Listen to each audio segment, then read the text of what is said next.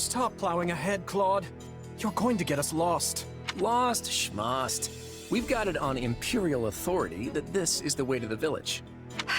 True, I said there was a village, but how could anyone know where it is in the thick of these mountains? I can't even say for certain where we are in all this gloom. Okay, new plan. I'll rely on my keen senses to navigate. Lucky for you, they're sharp as an arrow. Hold, both of you. Someone's here. Another bandit, perhaps? They're mistaking you for some common backwater thief. What cheek. Hold on there. I'm no bandit. I'm a mercenary. Well, that makes everything better. A bandit would be far less out of place in these woods than a sellsword. What brings you here? We've no time for an interrogation. Our pursuers are closing in. I don't know who you people are or what you want, but I think introductions can wait.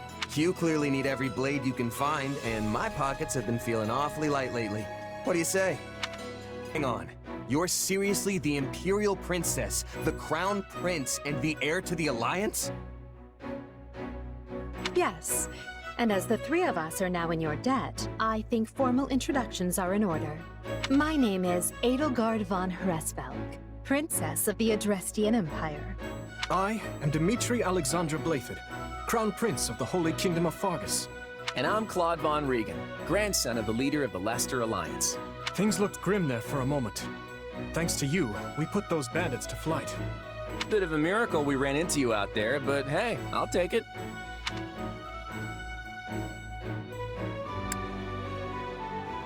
Oh, I'm sure the three of you could have handled the situation just fine without me.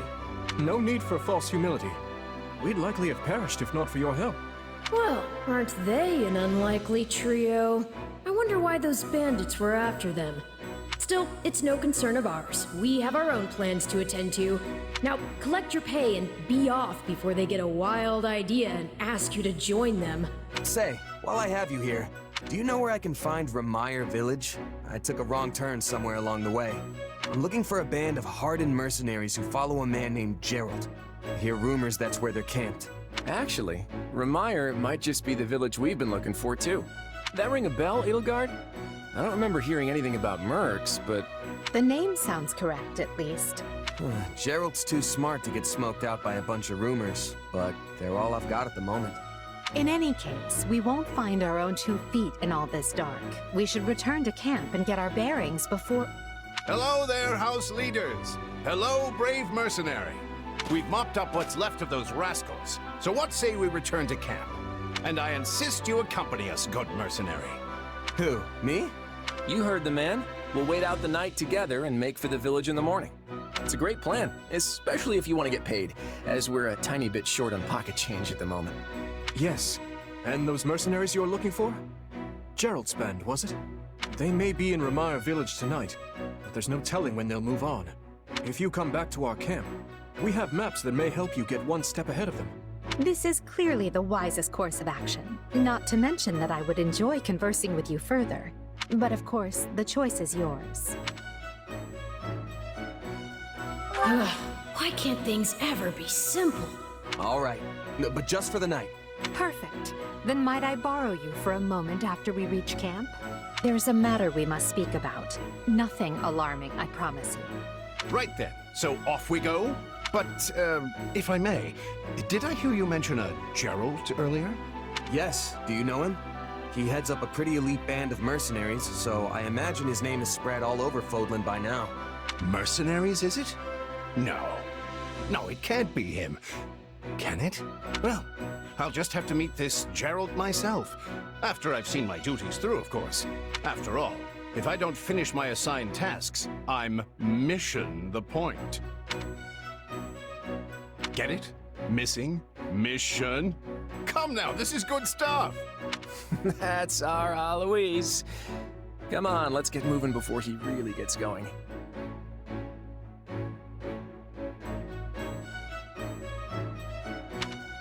Hello. Thank you.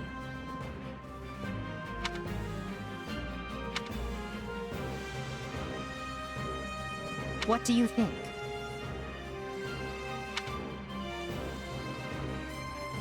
Meh.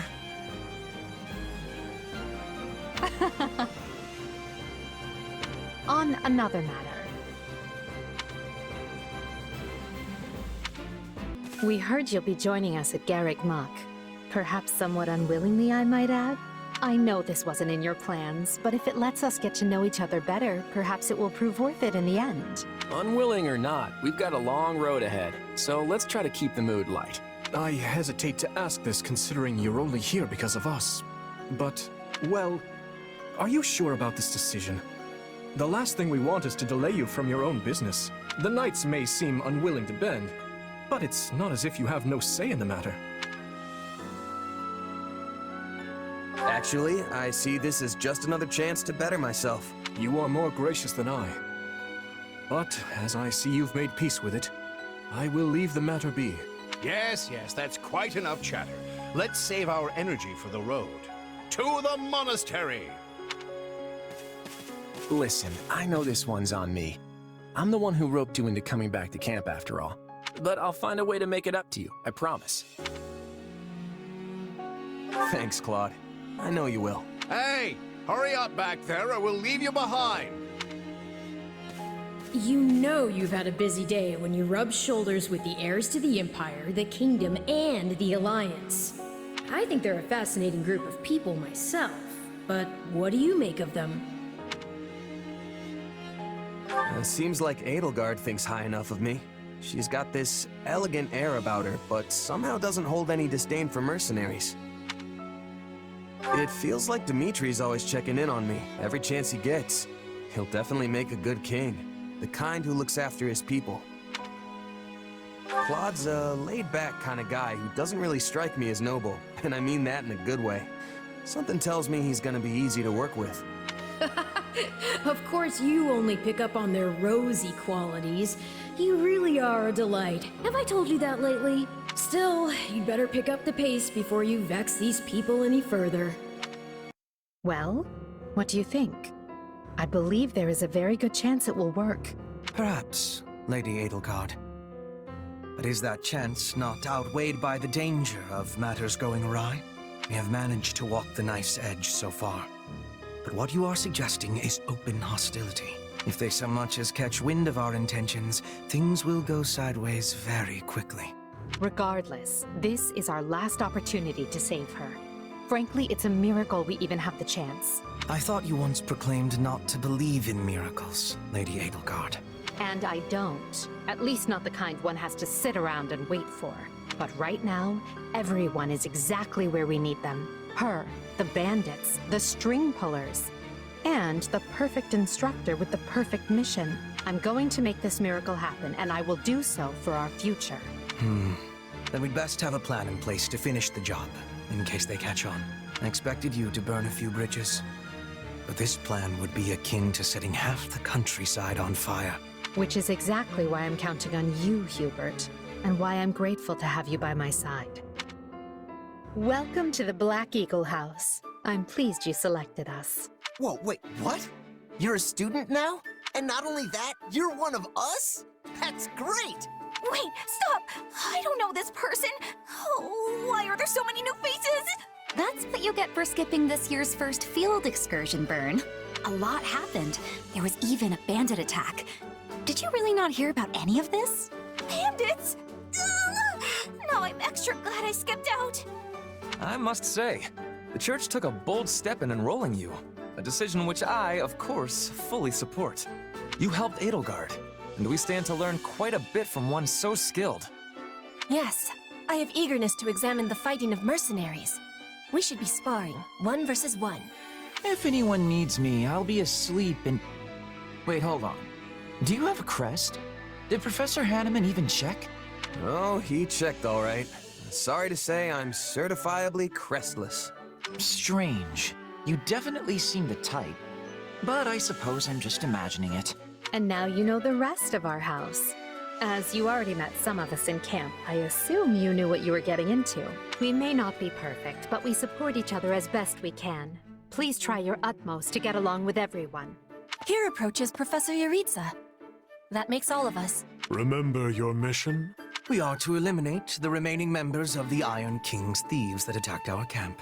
The chief, Costas, has already been struck down, and now only a scattering of brigands remain. Even with our limited experience, we should be able to defeat them handily. Good. Prepare yourself. Of course, Oh, he's gone. So it would seem. Right then. We'd better get all of our waterfowl in a row. Wait, but I need to tell the professor I can't participate? Oh, good work, Bernie. Why didn't you speak up sooner? I know what you mean. I never even got the chance to break out my best. Leave it to me, Professor. He's a real tough nut, that's for sure. Says just as much as he has to, then makes tracks. Well, the less you say, the greater your mystique. True enough. There's not much charm in someone who talks your ear off at every opportunity. Whatever the case, I expect all Black Eagles to participate in this mission, including you, Bernadetta. You can do this, and I look forward to seeing our mercenary friend here in action.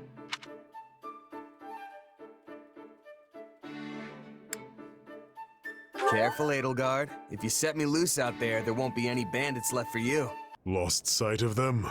A shame to admit it, but yes. It's possible someone magicked the bandits away. But why go to that kind of trouble for a handful of highwaymen scum? So be it. We'll follow the blood scent. Right, of course. We'll follow... Wait, what? We're leaving. Everyone, follow me. Professor, wait! Well, he must have some idea where the bandits went. Let's hurry after him. Pathetic. Professor Yuritsa, you shouldn't charge ahead like that. It's far too Wait, what is all this? Bandits! Dead by my hand. Yes, they look quite dead indeed. Are these the miscreants we were meant to deal with? How is one to tell? One uncouth ruffian looks much the same as any other. Do you know, Professor? Were you following some manner of lead? No, but it's them. They were trying to escape to that fortress. That fortress? Yes, Caspar, that's what he said. Something you want to share? Nope.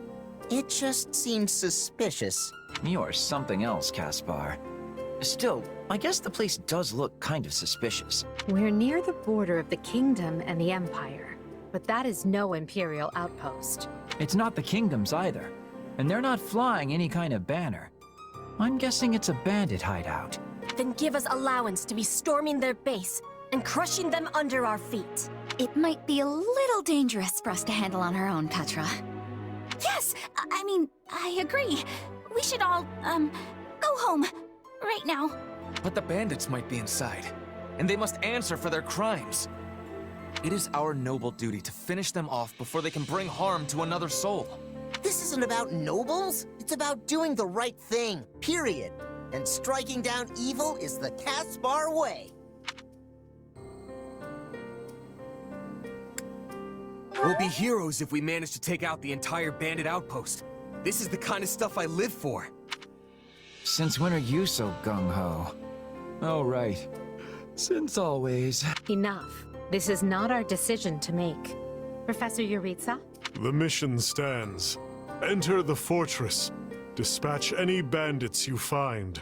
There are no signs of life. We may be chasing ghosts. Professor, are you having the ability to speak with ghost spirits? It is just an expression, Petra. It means there is probably no one here. Ah, I am understanding now. You have my thanks. This language has much peculiarity some of the times. Well, if that's settled, let us make ready. Make sure you're prepared before we head out. I thought I would never breathe fresh air again for as long as I lived. I'm not sure what to say except... thank you, everyone. How did you end up in such an awful place, Monica? I heard you went missing in House Ox territory. I did indeed. In fact, I was on the verge of graduation when I was kidnapped by the strangest people. Oh, how silly of me not to introduce myself. I'm Monica von Ox. I'm the eldest child of Baron Ox, and one of your Highness's most loyal subjects. Seeing as you saved my life, I plan to devote that very life back to helping your cause. You've not changed at all. though I do appreciate the enthusiasm. Monica was a Black Eagle in last year's class. One might say she's part of the old guard. I'm not sure how I feel about you calling people old.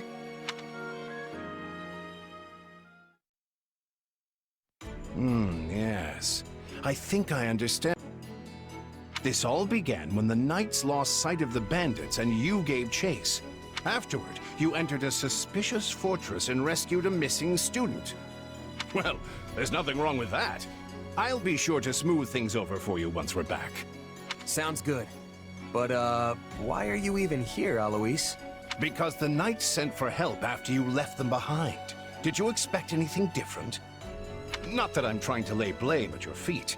I know you were following Professor Yuritsa's lead, so I think everyone involved can head home knowing they did just swell. For as you know, all's swell that ends swell. Still, I find this a rather grave turn of events. To think the same bandits who attacked our charges were behind another student's abduction. I never said I was kidnapped by bandits. You didn't? Now that I think on it, not everyone in that fortress was dressed like a common rogue. Perhaps the bandits were mere decoys while some other villain pulled strings behind the scenes. Yeah, there was one real piece of work. Kranya, I think, who managed to escape. I've seen all kinds of people as a mercenary, and she was definitely not your everyday bandit. You're on the right path. Perhaps I should just tell you who kidnapped me, seeing as I already know. What? Why didn't you mention this earlier? Everyone was busy speculating, so it was difficult to cut in. What do you know, child? Out with it. Her Highness can vouch for this, but my memory is quite strong. Try remarkable. You never forget a face, even one seen only at a glance. Your Highness, thank you for the compliment. Things went like clockwork with Monica. Thanks to Professor Yuritsa playing his part so ably. And equally to those arrogant fools for letting their guards down. I doubt we will see such fortune next time. Next time? Don't tell me. The moment has come to take matters into our own hands at the Imperial capital. This is our chance to finally be rid of them. But, Lady Edelgard, we aren't ready. We'll need an entire host to keep them in check. And we have one. The Church. Forgive my impertinence, but that is not the plan. You are the man who once told me to leave no sword in its scabbard. Yes, but one must also take care not to wound themselves when unsheathing it. I am sorry, my lady, but this plan is ill-advised. I cannot support it. And even if I were to ignore common sense and go along, it still throws our future plans into disarray. I thought you devised countermeasures to deal with the Church. Use them. But those were meant for... Very well. Are you absolutely certain this is the path? I am anything but certain. Yet the bandit attack in the mountains created an opportunity we cannot ignore. And I doubt the appearance of this new mercenary is simple coincidence. Plans can be rewritten, Hubert. Either we're doing this, or we're not. Will you sit around and wait for a miracle? Or will you help me seize control of my fate? I am with you, Lady Edelgard. As ever. Then let us walk forward on this path, and see where it takes us. I apologize for bringing this to you on such short notice, Archbishop. Not at all, Edelgard. But might I ask, what prompted this sudden desire to return to Inbar? We believe one of Tomas's collaborators may have infiltrated the capital. My word! Tomas tended the library at Garreg Mach for decades, with nary a blemish on his record. And then, without warning, he drops his disguise and reveals himself to be a vile sorcerer of terrible ability. Someone at the capital also fits that pattern. A man we know all too well. And who might that be? My uncle, and regent of the Empire, Volkard von Arundel. His lordship briefly defected from the Empire before reappearing several years later. But he returned a changed man, and began seizing power almost immediately. Witnesses claim he wields dark magic in secret. and is able to change his appearance at will. That does sound suspicious. If these witnesses can be believed. I would ask that you do believe them, as the information comes from my own House Vestra. I see. And when you return to the capital, how do you propose to deal with this uncle of yours? Lord Arundel has the support of a number of influential nobles, including the Prime Minister, Duke Eyre. And while we have allies of our own, it's likely they'll require some convincing. To that end, we wish to bring our friends here at the Academy, their daughters and sons, with us under the supervision of Professor Yuritsa. We hoped you would consider deploying the Knights of Seros, so the Imperial Army doesn't get any strange ideas. You wish to march on the Empire, with the Church's knights at your back? Your support would give credence to our claims. Additionally, the Knights would keep the populace in check upon our arrival, thereby preventing the city from descending into utter chaos. The more I hear of this, the more credible the threat sounds. It's clear you have thought carefully and planned well. We intend to seize the palace with our own forces, and we'll do our utmost to contain the conflict there. But we still need your help. Please. I have 2 conditions. The first, when you capture Lord Arundel, he is to be turned over to the Knights at once.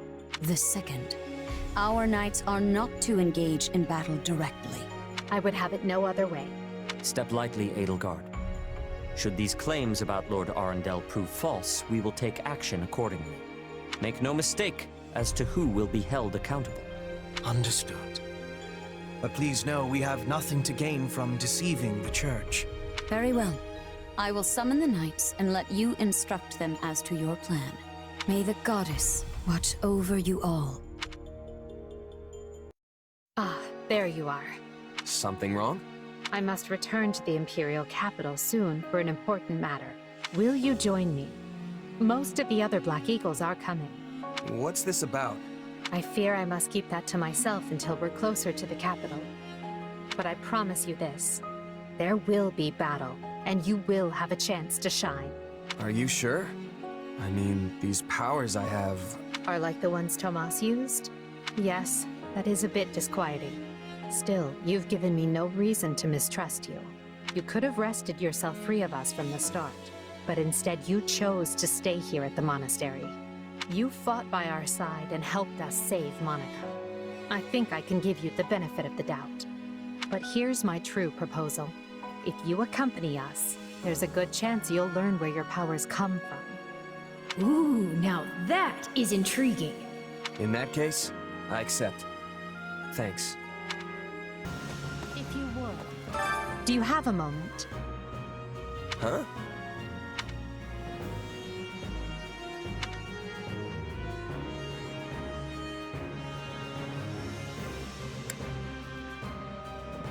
Meh.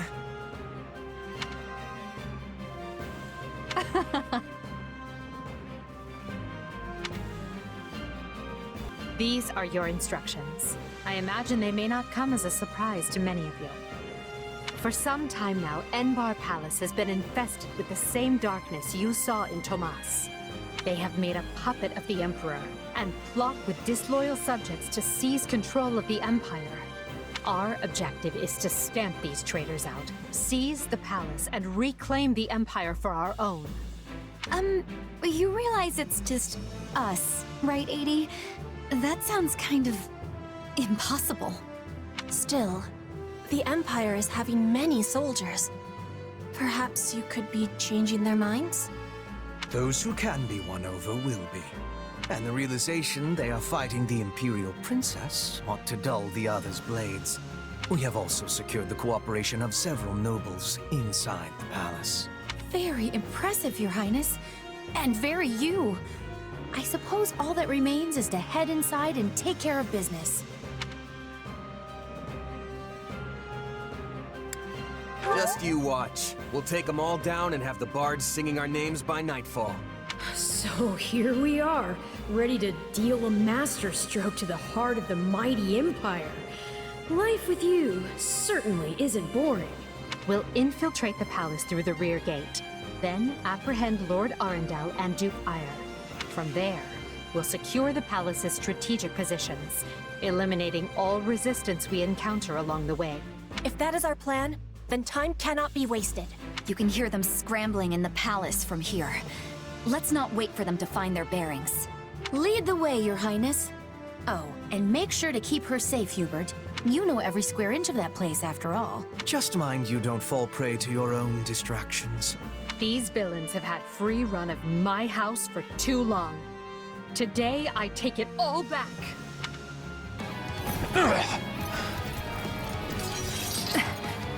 I know when I am bested.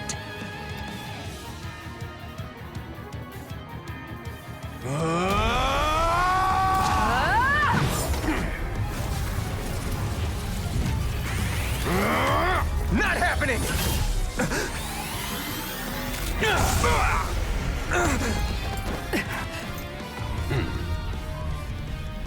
We are the darkness itself, and the darkness cannot be slain.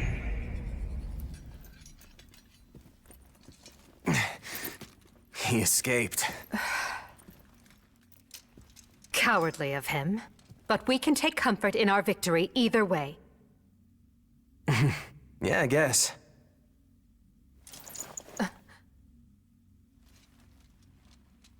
Now what? Huh? Are you kidding me? When mercs celebrate a win, we slap our open palms together like that.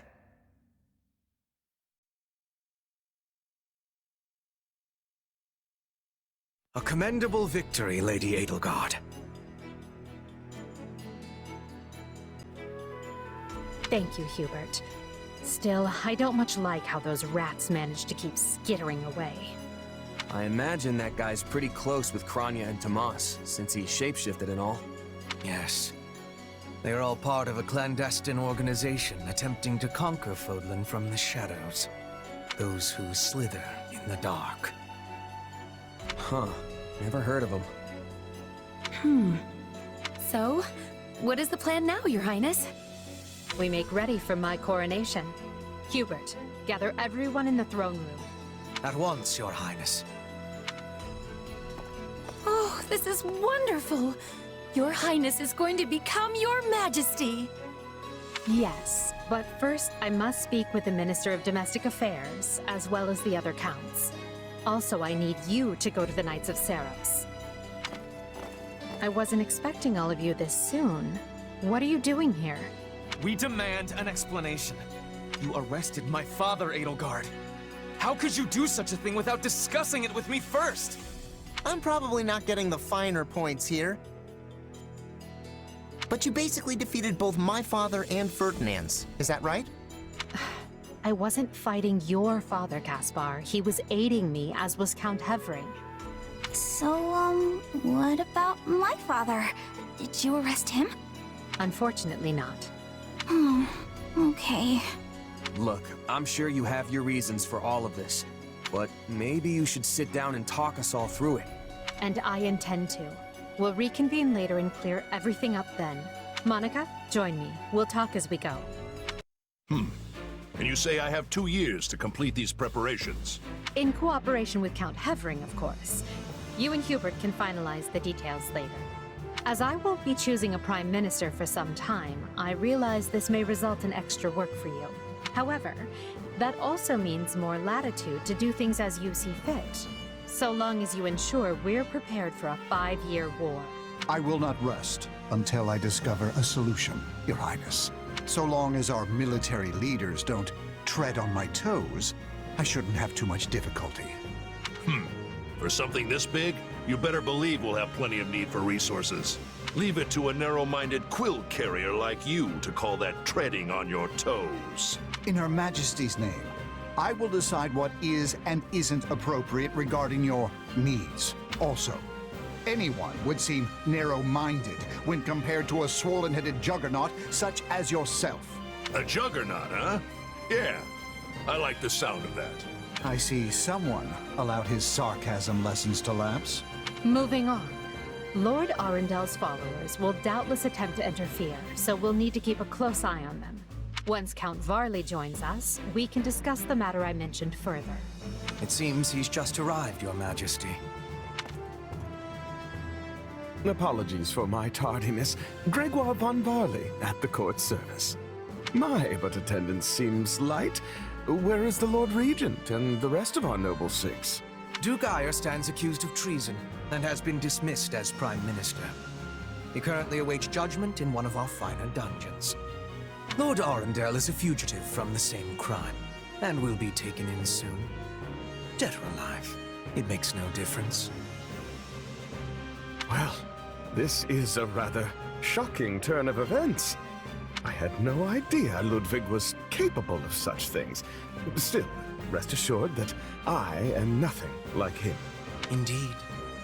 And as for the others, Duke Gert was dispatched to Western Fodland to conduct negotiations. And my father, the late Marquis Vestra, perished in the struggle to capture Duke Ire. Which makes me the new Marquis Vestra, and Minister of the Imperial Household. Ah, you've nothing to fear, Count Varley. Her Majesty intends to bestow a great honor upon you. Majesty? Wait, you mean... The title hasn't been formalized just yet, but as it stands, you should view it as a foregone conclusion. More importantly, Count Varley, there is a very important position I wish for you to fill.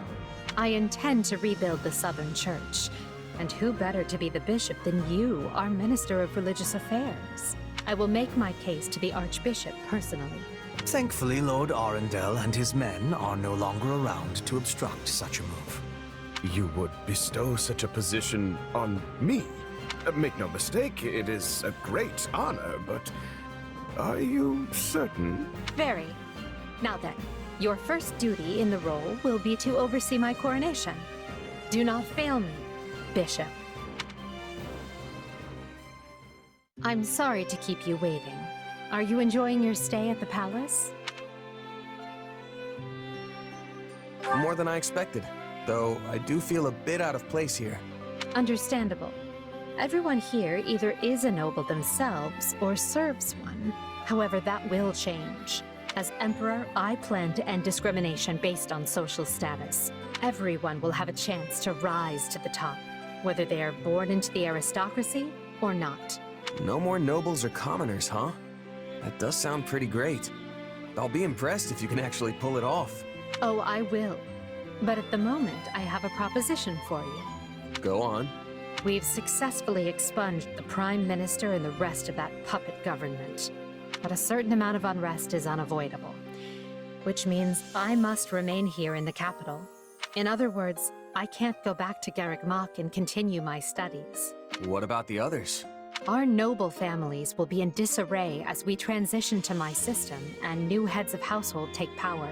Of course, some, like Dorothea, are not as affected as the other students. But all of them have offered to stay and help rather than return to the monastery without us. If you'd be willing to do the same, I'd like to offer you a top post in my new military. Now there's a tantalizing offer. It's not like you have any real obligation to the church. Plus, it sounds like quite the thrill. I'm more of a hired sword than an officer. Which is why you're perfect. Hubert wants to recruit mercenaries such as yourself and form a new unit. I can't put some noble in command of them. That would be ill-advised. But they would listen to a capable fighter such as you. You're Hubert's first and only choice. I don't know if I really have the experience for it. But if you have that much faith in me, I won't let you down. People of Fodlan, the Empire will stand by no longer. Together, we rise against a church that has become steeped in deception and corruption. The church has used their doctrine to deny you power and reshape Fodlan as they see fit. They thrust upon you the illusion of nobility in order to oppress who they choose, and they helped create the Kingdom and Alliance as a pretext for war. Finally, they teased you with the promise of salvation from pain they themselves inflicted, and did so in the name of their own profit. Well, I say no more. The Empire has severed herself from their hypocrisy by restoring the Southern Church and nurturing her people's well-being.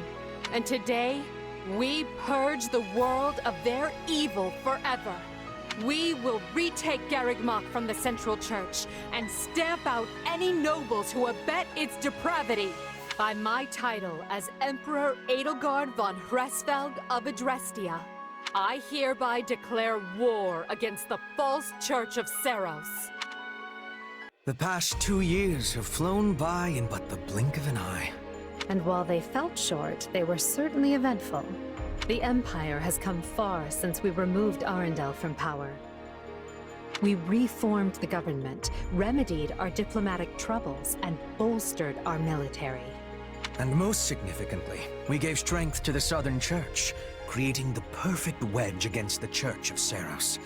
A shame our bishop has become the target of relentless censure as a result. Why, the Central Church even targeted him for assassination. Poor Count Varley. It could not have happened to a finer man. And then there's the matter of Lord Arundel. What are he and his minions up to now? Slithering in the shadows of Fodlan, much as they have done for centuries.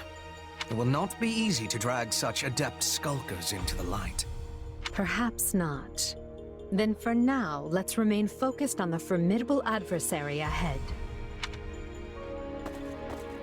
Did you call us here, Edelgard? It's good to see so many familiar faces. I did, and thank you for coming. This may be the first time I've seen all of you in the same room since the Officers' Academy closed. Likely, yes. We have all been rather busy marching down the separate paths life laid out for us. Or most of us have, anyway. Others, such as myself, managed to eschew work in favor of a more leisurely existence. Hey! I was working hard at staying in my room, but still, Father's been dreadfully busy, so he's never home. Which has been pretty nice, actually. I was returning home to Bridget. I finished my task, and now I have been returned here. Well enough. Now, as you know, the Empire will launch its attack on Garrigmach in the coming days. Emperor Edelgard will lead the invasion personally, and wishes for those present to form the backbone of her army. And as it has been some time since Adrestia had an army under the direct command of the Emperor, I fear we currently lack for officers. I trust each of you, and can think of no candidates better suited for the job. Will you do this for me? So you've got other plans for my father's army, I take it? Well then count me in. I'm ready to go whenever. I would have been happy with a life serving you here in the capital. But if war is coming, I want to see it through myself. I'll go wherever you go, Your Majesty. I'm always ready. Plus, it's good to know I haven't been training this hard for nothing. I've high hopes for you, and trust you will prove the wisdom of my decision. Just you wait. I'm gonna hurdle clean over those high hopes and show you what I can really do. Be certain to save some of your hopes for me, because I most assuredly have what it takes to succeed. And with that, new Empire Army, move out!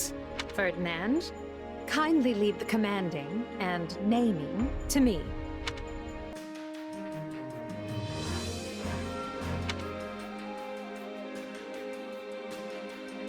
If you would.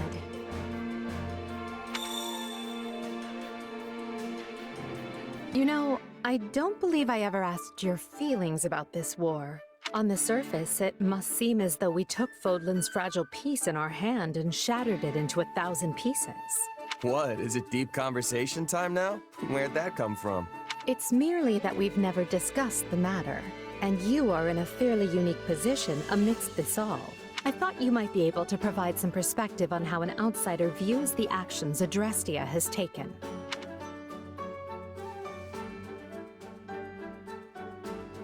The way I see it, you just did what you had to. You talk about peace, but it's not like people weren't already getting slaughtered for dumb reasons. I mean, pick your poison. If it's not greedy bandits ransacking your town, it's tyrannical nobles raising each other's land in search of more power. So, sure, people will die in the war, but the reforms it'll bring will save at least as many innocent citizens. Maybe even more. I suppose that's one way of looking at it. It's like you said, I'm in a unique position here. Meaning you would have answered differently were you not a mercenary.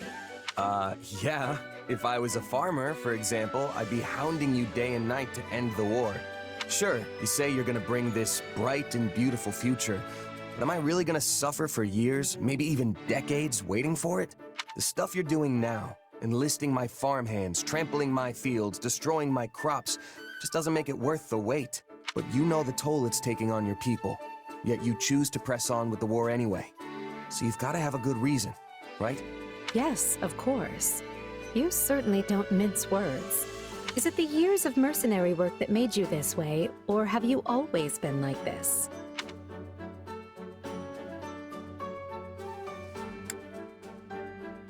Pretty sure it's who I am.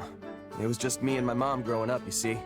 We lived in a village, but for whatever reason, she liked to keep to herself. So, I guess it rubbed off on me. I learned pretty quick not to get attached. Is that so? I would be interested to hear more. Trust me, it's not as interesting as it sounds. Who says it has to be? Interesting or not, I'll have you tell me one of these days. If you say so. Just promise not to freak out when you realize how boring I am, okay? Do I seem like the type of person to freak out about such a thing? Perhaps don't answer that.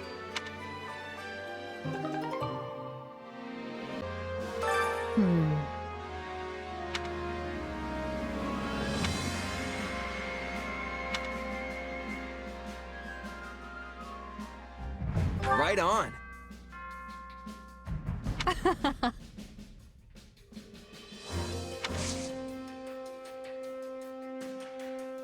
Feels like an eternity since I've seen the walls of Garreg Mach. Who knew we'd leave as students and return at the head of the Imperial Army? Lady Rhea must be so angry at us. Oh, why did I agree to come along?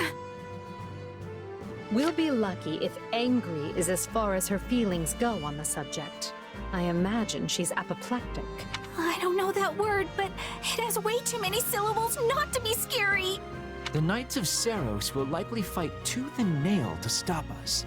Well, we've got teeth and we've got nails, so I don't care who we're facing. I'll brush them all aside. Worry not. While they may have a monastery to hole up in, we possess the superior numbers. Garreg Mach is well fortified, but not impregnable.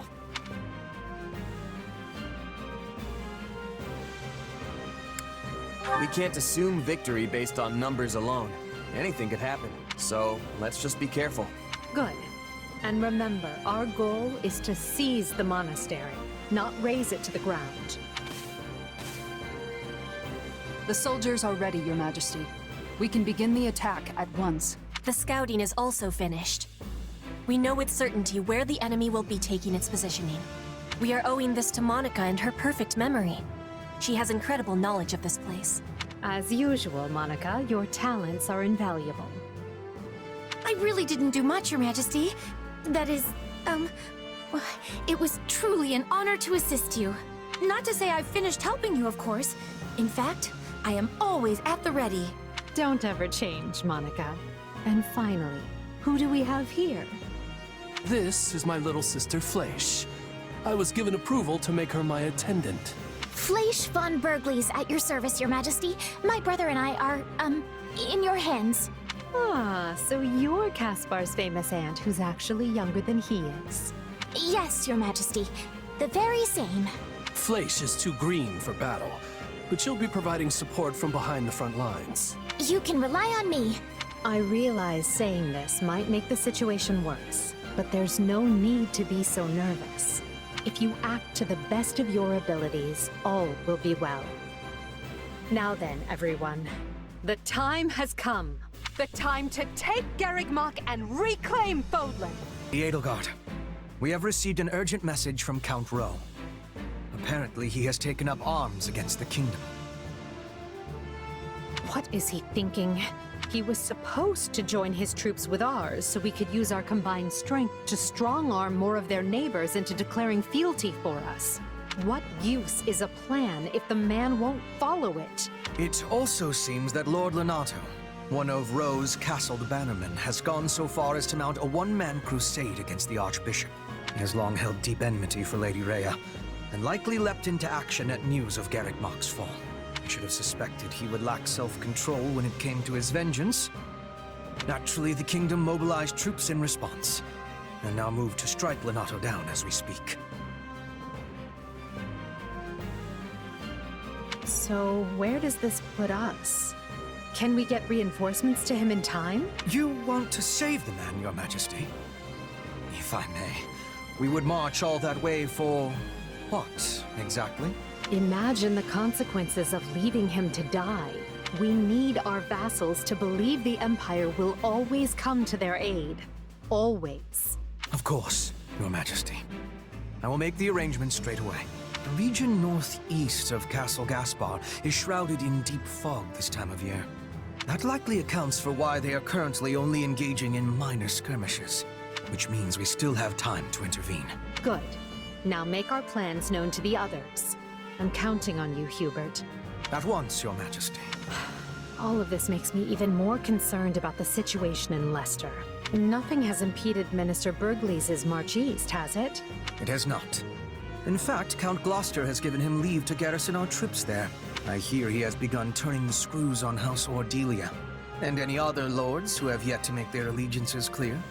On the other hand, the Alliance's more powerful houses have united in their condemnation of Count Gloucester's actions.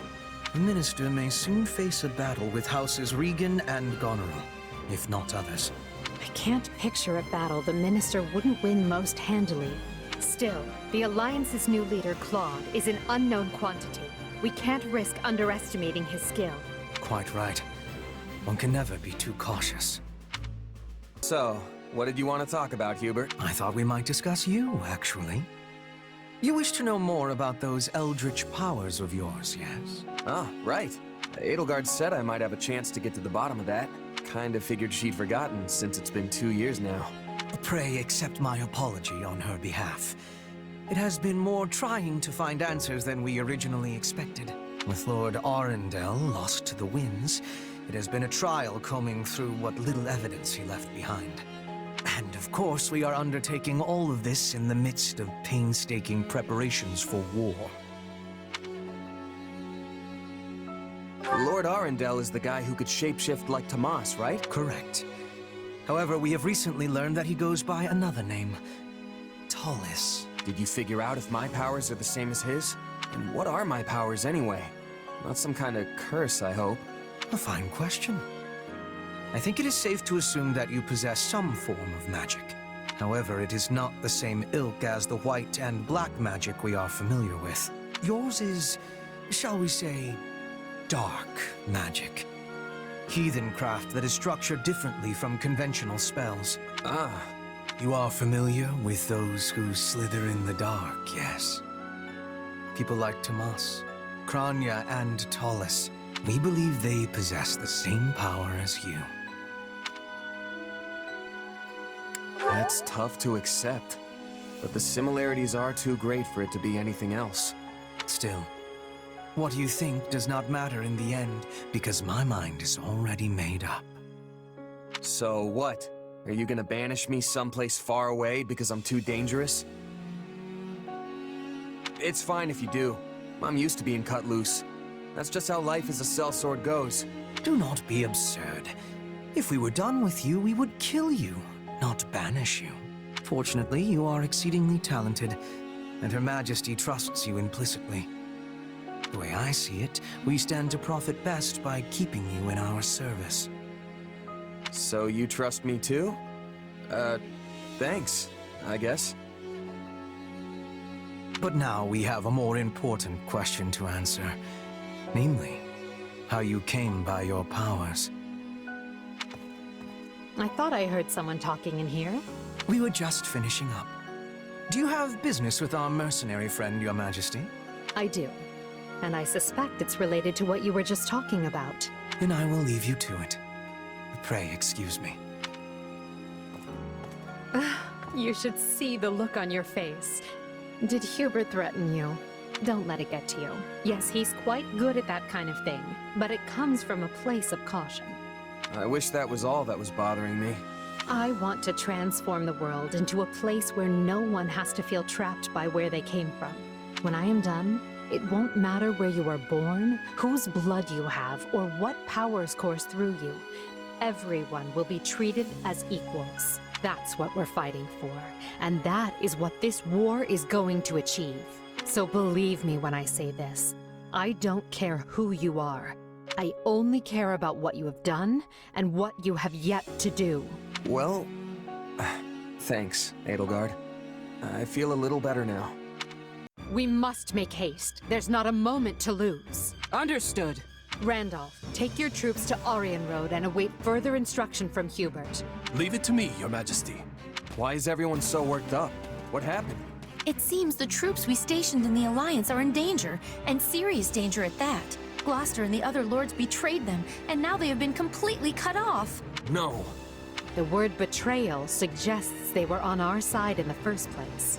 But I think we can safely assume that was never their intent. This whole time they were simply waiting for us to move the rest of our army toward the kingdom. As soon as they saw an opportunity, they cut off routes to the Great Bridge of Myrddin and Garreg Mach. Now that our troops are trapped on Alliance lands, House Regan and House Gloucester have them surrounded on both sides. It's doubtless one of Claude's clever little stratagems, and it stings. I don't understand. Everyone is aware of the troubled history between Regan and Gloucester. Why would they decide to bury the hatchet now? Unless this supposed feud is little more than a web Claude has spun for this exact moment. Perhaps it is, but perhaps not. For all we know, he wants us to overthink the situation and make a greater mistake. We'd better stay on our toes. This all fell together too perfectly to be some kind of unhappy accident. I suppose. All I know is that our reinforcements will never make it there in time. The direct route east risks running into both Kingdom and Alliance forces. But if we attempt to skirt around them, we will all be aged and gray before we ever reach Gloucester. Which means our only option is marching south. We'll regroup on this side of the Aramid River, retake the Great Bridge of Myrddin to cover our backs, and then cut through the enemy cordon. That doesn't sound a whole lot faster. Will our troops be able to hold out that long? I would say no, but these are no ordinary soldiers. They are commanded by our greatest warrior, Count Leopold von Bergliez, the Minister of Military Affairs, and a man who has never lost even one battle. If anyone can rally our troops and convince them to hold, it's him. Well, we managed to slog our way to the encampment. Now we just have to finalize our plan. Why is it so important to hold part of the Aramid riverbank again? I mean, wouldn't it make more sense to cross over into Alliance territory before it's too late? If we do, we risk the enemy cutting off our retreat. We are here to break their siege, not fall prey to one. If we don't conduct this rescue carefully, we'll be worse off than we started. We must be smart. And that means establishing at least one bridgehead in addition to the Great Bridge of Myrddin. Yeah, okay. That makes sense. The Minister is a general of much endurance. He will be holding out until we arrive. He is more than a warrior and a maker of strategies. It would lack wisdom to be making an enemy of him. Yep, that's my father. No one can beat him. I just hope I can be half the warrior he is one day. I think even 1.5 Bergliezes would be more than enough. Not that it's any of my business.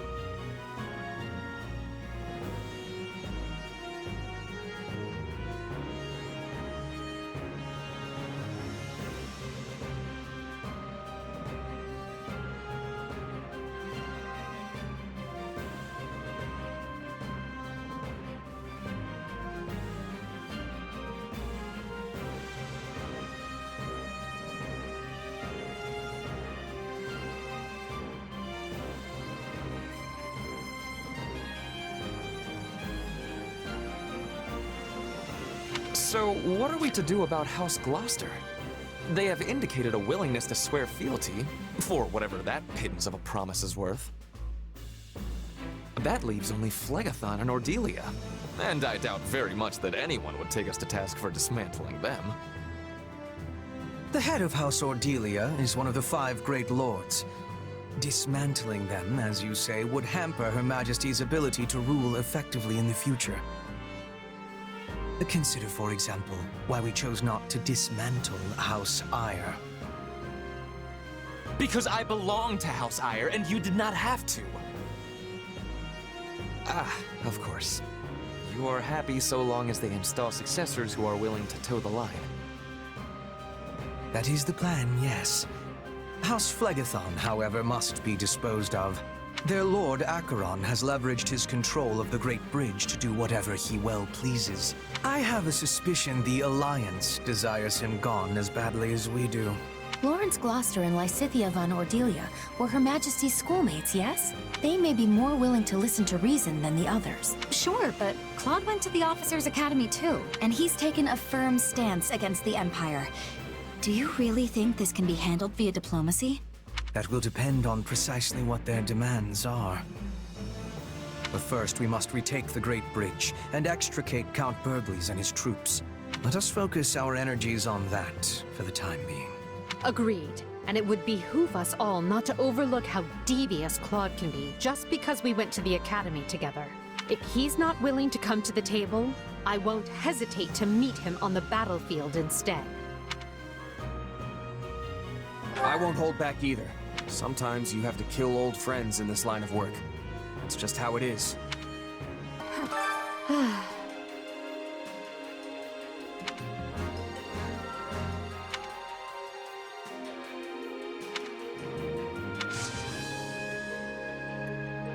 What did your investigation uncover, Hubert? It appears those who slither in the dark had nothing to do with any of this. This plot was hatched by Houses Regan and Gloucester alone. In other words, we know exactly where the idea to encircle our troops came from. Claude von Regan, leader of the Alliance. He's going to be a true thorn in our side now that he is in charge. Back when Duke Regan had no clear heir, the lords were busy maneuvering to be next in line. And Claude appeared in an instant and laid claim to the seat of power. We were hoping that would be enough to throw the Alliance into disarray, but he has done a remarkable job of seizing the reins. Feigning discord with Gloucester while they privately schemed together was an especially nice touch. Sadly, it seems we're facing a gifted tactician as well as a skilled leader. Yet for a tactician, he woefully underestimated Count Burgles. I say we finish his education.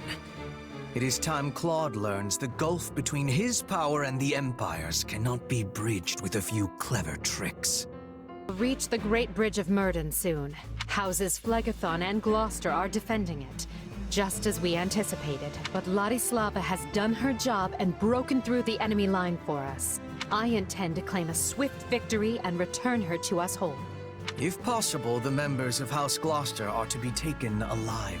As we discussed previously, killing them will jeopardize Her Majesty's ability to rule effectively. If any enemy commanders appear open to persuasion, try to convince them to surrender. Our goal here is not to utterly annihilate our foes. The fewer casualties, the better. That said, anyone who refuses to submit must be struck down without mercy. I know when to catch and when to kill. I am often being faced with such decisions on the hunt. You expect me to make that kind of decision in the heat of battle? You just do what you always do, Bernadetta. If it's all right with you, I prefer to focus on the diplomacy part. I'm not much for bloodshed. Then you may leave that part to me. I will happily deal with any soldiers you cannot. It should be a simple enough matter to determine which of our enemies wishes to live and which will choose the way of death. We'd better not misjudge anyone, or else our lives will be the ones in danger. Then we should fight first and ask questions later. When in doubt, take them out. Am I right? We can sweat the small stuff when the battle's over. Until then, I'll do what I do best. I believe we should all do what we do best. If we do, I feel confident we will emerge on top when the dust settles. Victory is the most important thing, so leave the vanguard to me. Then, if everyone is prepared, let us show them the might of the Empire. Your Majesty, Gloucester has yielded his lands and titles to his firstborn son, Lawrence. This new Count Gloucester has expressed a desire to join the Empire. No doubt, he wishes to make his loyalty plain by taking a clear stand against House Regan. Well, I see no reason to reject his offer. See that his soldiers are properly integrated. As you wish, Your Majesty. Sometimes I have no idea what goes through your noble heads. How can you possibly trust a house that just plunged a knife into your back? If a merc pulled a stunt like that, they'd either be cast aside or cut down where they stood. I believe it, and I'd like to do the same. But not just anyone can hold Gloucester territory together. And I have no one else to take Lawrence's place.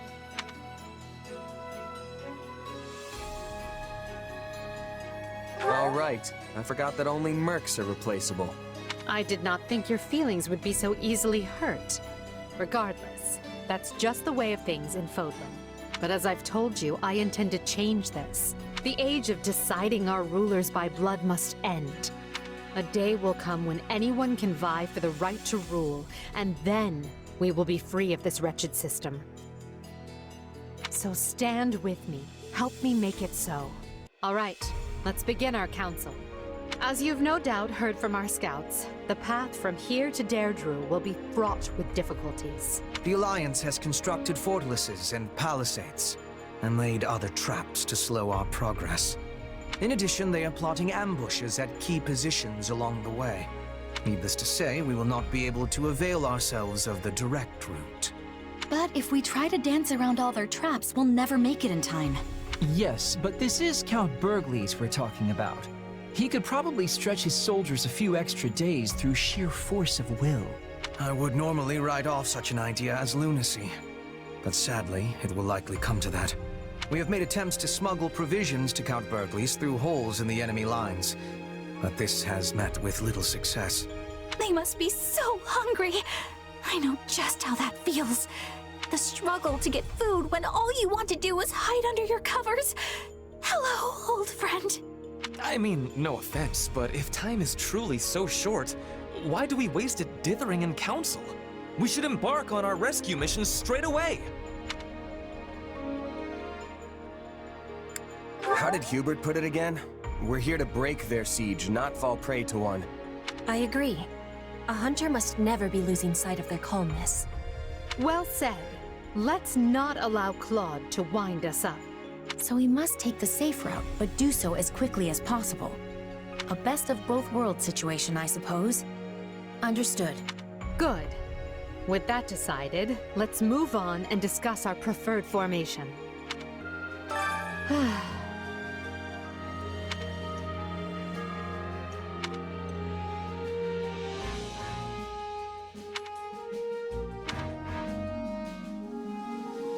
Yeah, I don't know.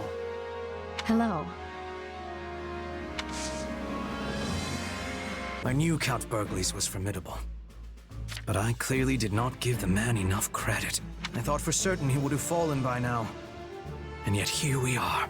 If we're handing out credit, Claude deserves some as well. Maintaining a siege for this long takes its own toll on morale. Yet his troops remain disciplined, well-positioned, and ready to engage us. One advantage to a siege is mobility.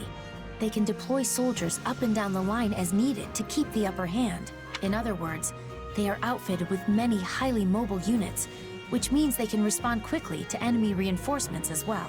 If we rush in blindly and are driven back, it would likely break our allies' spirits for good.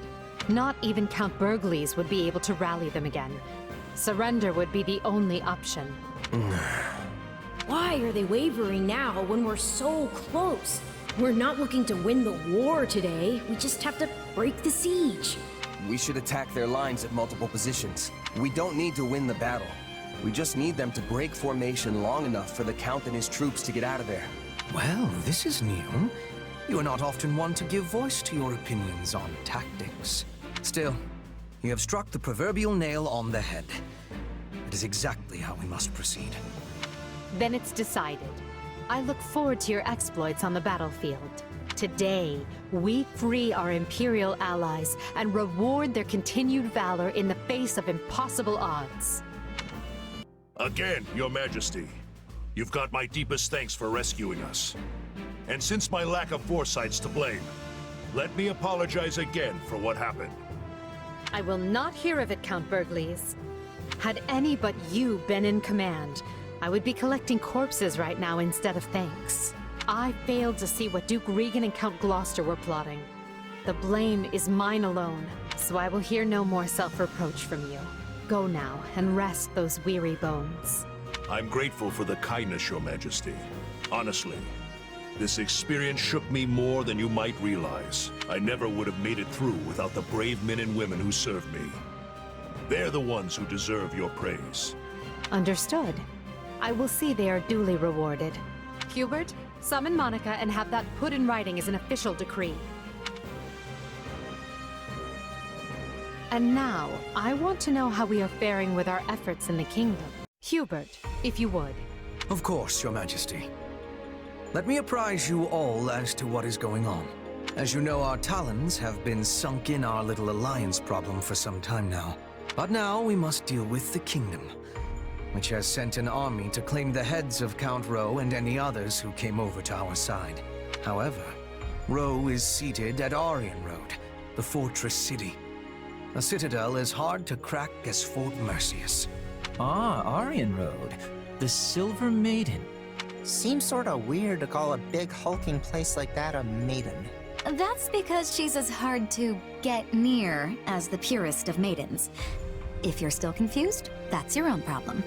Yeah, I still don't get it. Our reports indicate that despite the strength of the kingdom's army, they are still struggling to take the fortress city. But, given enough time, they will.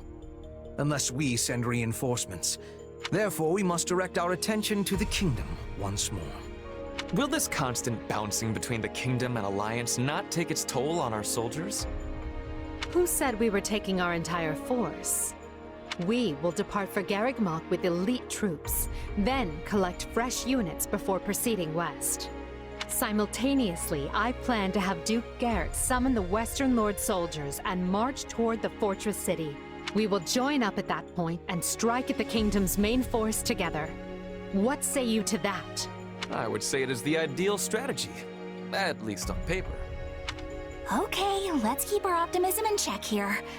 I mean, speaking from personal experience, nothing ever turns out the way you want it to. Should we be having concern? If the plan is good, we will find success. And the Alliance? They may attempt another one of their schemes while we're distracted. They will not. Her Majesty is taking a measured approach to resolving matters with Leicester. Count Burgleys is worn as thin as they are. We will have him set up camp at the Great Bridge and continue negotiations from there. To our advantage, Gloucester's new Count Lawrence has decided to join the Empire. Additionally, the daughters of Houses Ordelia and Edmund have been given leave to fight by our side. Besides, from what I hear, the Round Table is too busy chewing itself apart to start any more trouble. That leaves only the Knights of Saros to contend with. The Minister of Religious Affairs will handle them. My father? But he's not capable of facing the Knights? I let the Ashen Demon outmaneuver me in the last battle, but that won't happen again. We've been here before, but we were in such a rush to rescue Lonato that we never got more than a glimpse of Aryan Road. Can't really appreciate the scale that quick, and now we're back to bail it out. If only Claude hadn't hatched his futile scheme, we could have avoided all these needless battles and saved countless lives. Yet, in a more positive light, he handed us the perfect opportunity to show that not even the Alliance and Kingdom together can match the Empire's strength. Once we crush the army of Fargus, our superiority will be clear for all to see. And will that actually result in fewer casualties going forward? Because that is what would put Her Majesty's heart at ease. I will make no guarantees for matters beyond our control. So long as fanatics are willing to die for the Central Church, casualties are inevitable. We broke the Alliance's siege, and we can break the Kingdom's too. We're lucky it's a stronghold like Aryan Road that's under siege. It shouldn't be half the nail-biter we had to deal with last time. Yes, but last time Count Burgleys was in command. For all we know, Count Rowe will break like a twig and surrender the moment he hears the first soldier crest the hill. As I see it, we have two options. We can take a direct path for Aryan Road, or we can wait until we scatter the Kingdom troops that are fanned out in the north. It is a most vexing decision. As a professional at staying holed up, I think we should secure the perimeter first and get rid of as much danger as we possibly can. Time is important. We should be striking fast and hard. War doesn't wait. We should free the city while we still have the chance. Let's keep both options open and see how the situation unfolds. General Randolph, Yes, Your Majesty. I commend you for holding Aryan Road with what few soldiers you had. Thank you, Your Majesty. But I am unworthy of such praise when I failed to prevent the siege. Coordination with Count Rowe proved difficult. It was all I could do merely to keep the enemy in check. That alone is commendable. The more foolish man would have rushed to glory and gotten himself and his underlings killed in the process. I have a key role for you in the coming rescue, General. I know you are up to the task. Of course, Your Majesty. My brother and I will give our all. Very good. But do not let your eagerness for victory come at the cost of lives. We have many more battles ahead and must conduct ourselves accordingly. Hey there, Edelgard. Leafing through documents, are we? This is new. Yeah, completely out of character, I know. But one of these reports has been stuck in my mind. Back when Count Rowe declared fealty to the Empire, other lords committed to doing the same, right? But the moment we left and the Kingdom army marched south, they fell right back in line. It's like they never betrayed Fargus in the first place. Good memory. That's exactly what happened. Houses Elidor and Duval both made overtures to join the Empire. So why is the Kingdom welcoming them back without so much as a wrist slap? Is this another House Gloucester thing where the politics demand it? Seems like their importance as noble families outstrips the fact that they're all two-faced liars. Politics are doubtless involved, but the heads of houses can change, as they did with Gloucester. We're not bound to place importance on any one individual, only the bloodline. So the Kingdom's aristocracy gets the same free pass as the Alliance's? Yes, and the Empire's as well, even though I do my best to treat everyone equally. I cannot afford to slight a minister's house, for example. They broke fealty to the former Prime Minister when they swore it to me. Would you call that treachery? What makes it different from the actions of Count Gloucester?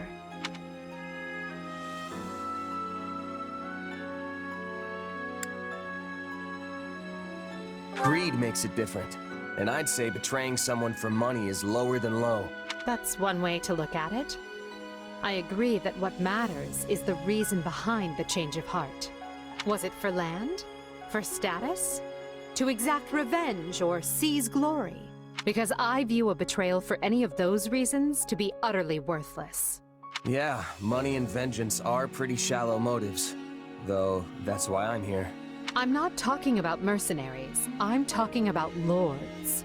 Each of their decisions has the ability to upend the lives of thousands, if not more.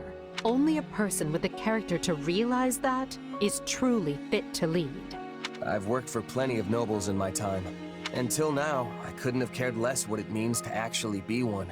But then you gave me responsibility over all these soldiers, and well, I guess I'm starting to see the world in a different way. And the people who live in it, too. I see. I admit your grand designs sail clear over my head sometimes. Most of the time, actually. But that's why I stand by you. I feel like one of these days, something important's gonna rub off on me. And I feel the same. You've opened my eyes to all manner of things I might never have seen otherwise. You are a commoner without the fetters of a family name, wielding your sword directly for me. That's more valuable than you may realize. By your valiant efforts, Aryan Road has held strong. I thank you, one and all.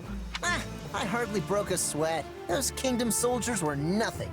Wait, if they were nothing, then why was I having so much trouble? I can't believe we had to kill Ingrid. She was a most formidable commander, Dorothea. We had no choice if we hoped to claim victory. I know that. You think I don't know that? Right now, we need to discuss our next move. I'm sending the main body of our army back to Enbar. They'll remain in the capital until they recuperate from this latest string of battles, and until we've had time to retool our strategy. We hold Aryan Road and the Western Church in the west, the Great Bridge of Myrden to the east, and Garreg Mach between them. We'll treat all three as key positions and endeavor to hold our lines there. After we regroup, we'll determine a proper time to resume our advance. It vexes me to say this, but I have been short-sighted. We are nowhere near achieving our goals in the Alliance or the Kingdom. My command has been riddled with errors, and for that, I apologize. Oh? And where exactly is all of this coming from? You usually exude confidence. From where I stand, we have come a great distance with minimal casualties. If time has been lost, we should be easily able to make up for it. I'm personally happy I had the chance to see Her Majesty's vulnerable side, even if just this once. Reassuring her with predictable responses, are we? Well, sorry. For once, I'm not sleepy at all. Nice try. That response still registers way up there on the Lin scale. I will be using the extra time to make improvements, so I can offer more usefulness in future battles. I'm lucky to be surrounded by such consistent friends. How about me? Do I count as consistent?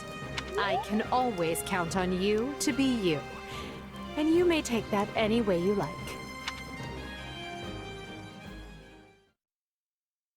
So, we're finally going back to the capital. Feels like it's been ages. Couldn't come at a better time either. My bones could use the rest after all the battles we've been through. Do you have a moment?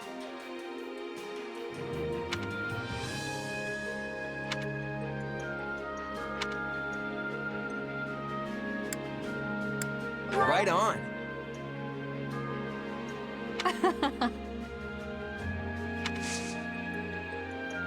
I'm glad we have returned to Enbar. It's far warmer than the Kingdom, for one.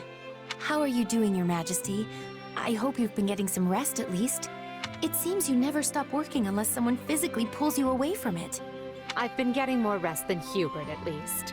We're here in the gardens, chatting, are we not? Fair enough. And so I'm clear, even a sliver of your time is a blessing beyond all measure. Though I suggest you find a better point of comparison than Hubert for how hard you work.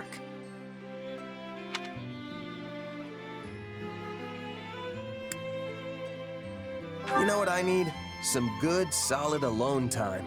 Just kicking back and taking it easy for a bit. I agree. When you're busy, taking it easy begins to sound like quite the luxury. What's happening in the throne room? Hubert, what's wrong? Intruders in the palace, Your Majesty. They entered through one of the secret passages, and are even now attempting to hunt you down. I sent soldiers to intercept them, but we should be prepared for anything.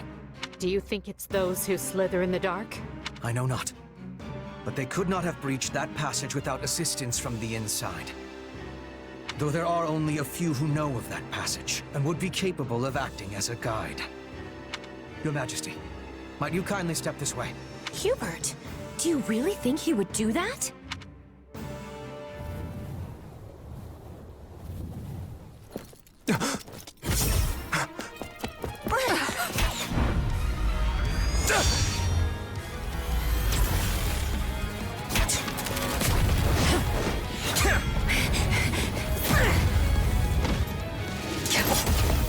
You're not getting away! This shall be your grave, intruder!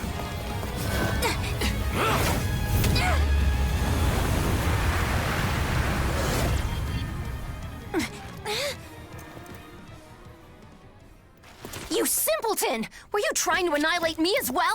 Thanks to you, the assassin made their escape! As though one of your paltry skill would have caught such elusive prey in the first place. What matters now is that we give pursuit. All trespassers must be felled without mercy.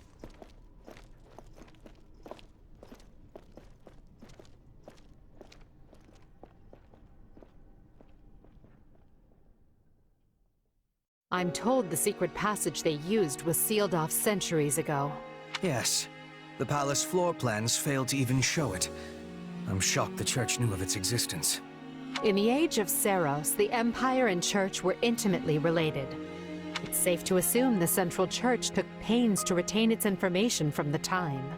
I shudder to think what other inconvenient secrets they might be privy to. Yes, well, based on the scale of the attack, they must have seen this as their first and only chance. Ah, there you are. They said you wanted to talk?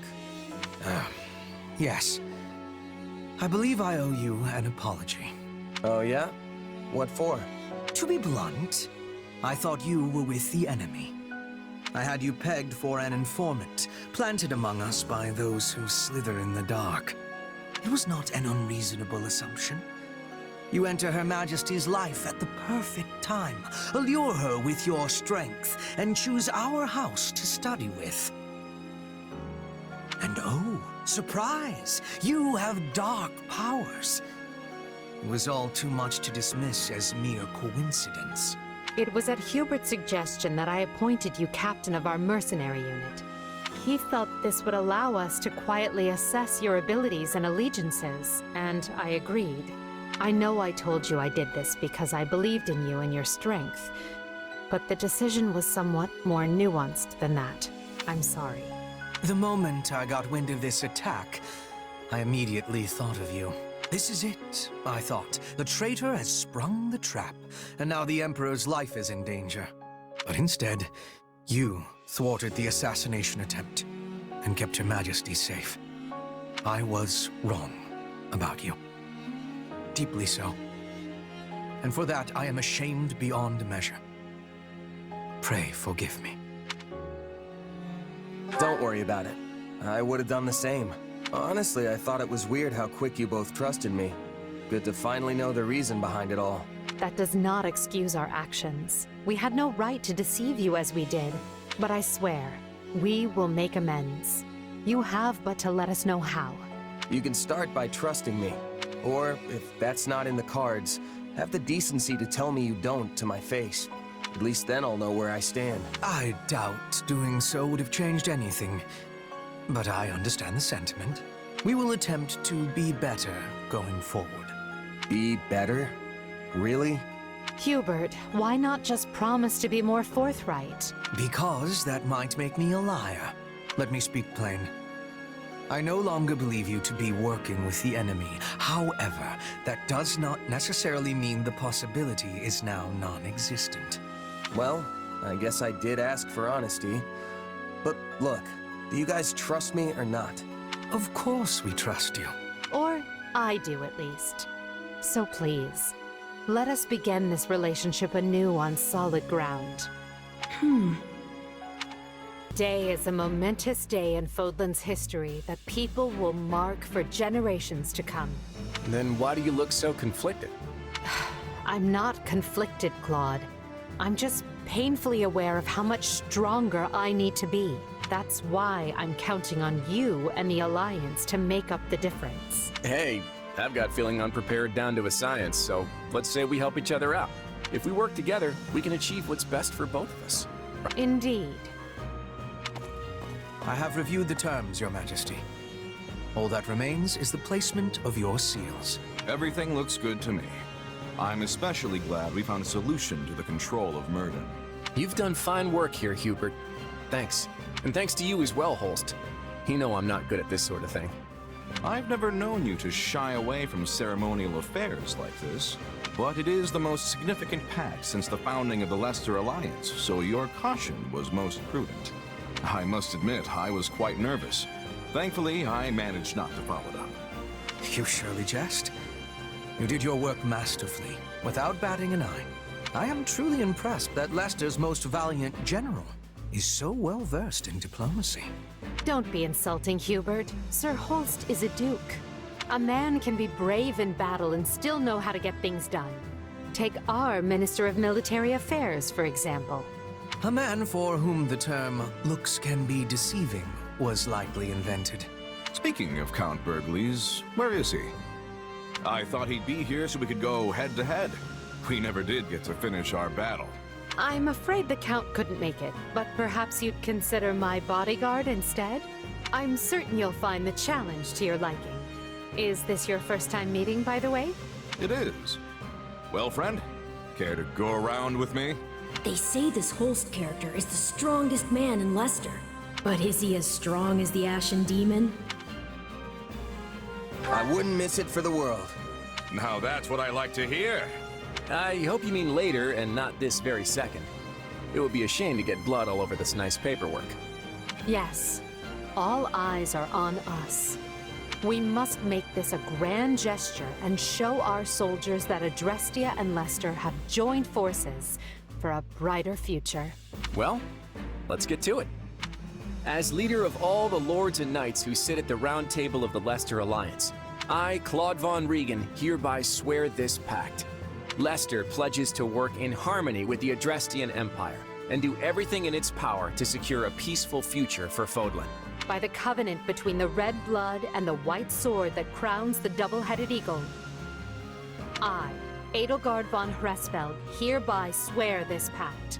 Adrestia pledges to work hand in hand with the Leicester Alliance to deliver peace to the land and secure a future for all its people. The pact is sealed. And now it is our job to uphold it. Goodness, look how far you've risen. You're standing on the stage of history. I know you'll do great things. Yes, and greater things still. Do you have a moment?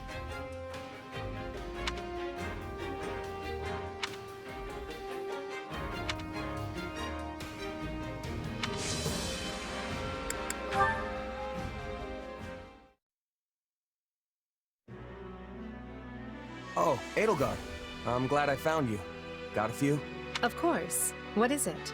Well, remember how Hubert laid into me after the Knights of Saros raided Enbar? It got me thinking, what do I need to do for you to trust me again? Nothing. Hubert and I stopped doubting you the moment that business was behind us. You worked tirelessly for me, and I'm grateful for that. So please, there's no need to worry. Still, we have no idea when those who slither in the dark might try to interfere again. Honestly, it kind of feels like there's more I should be doing to help. Like I'm just floating around without a purpose or something. Very well. What do you propose? If I had to pick something, I'd say protecting you would be my top priority. Everyone's got a bone to pick with you, especially the Church and those who slither in the dark. And they won't rest till they have your head. After all, the Imperial Army's not gonna lose if we've got you at the top handing down orders. And I figure Hubert will stay off my back as long as I put my energy into keeping you safe. Then you can lead us to victory, and we'll all live trustfully ever after. Perhaps, but I think you're forgetting something. The only way to protect me is by staying at my side. And therein lies a conundrum. Allowing you that close to me would in itself be proof of my trust, without which you would have never earned such an opportunity in the first place.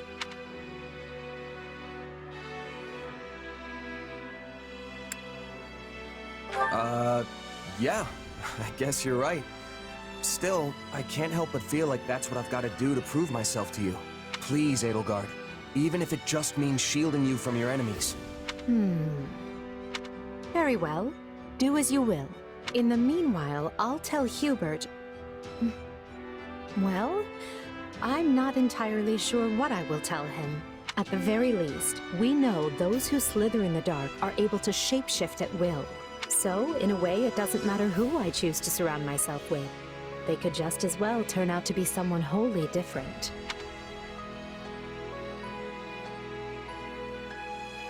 Thanks, Edelgard. I honestly could have sworn you were gonna say no. Of course. What I truly want to know is why you'd risk your life just to earn my trust. Do you really have to ask? You reshaped my entire life. Before I met you, I had nobody. I was nobody. But you still chose me, of all people, to command one of your armies. Now, I can't walk down the street without people yelling my name. And I've got a great life, surrounded by amazing friends. All of it possible because of you. That's not true. You would not have earned this post if you lacked the talent. Maybe now, but before you came along, nobody in the Empire gave a Pegasus's backside about talent. You gave me a seat at the table when no one else would. Ah, I see. If you want proof you've changed the world, just take a look at me. Because this guy, he's a whole new person thanks to you.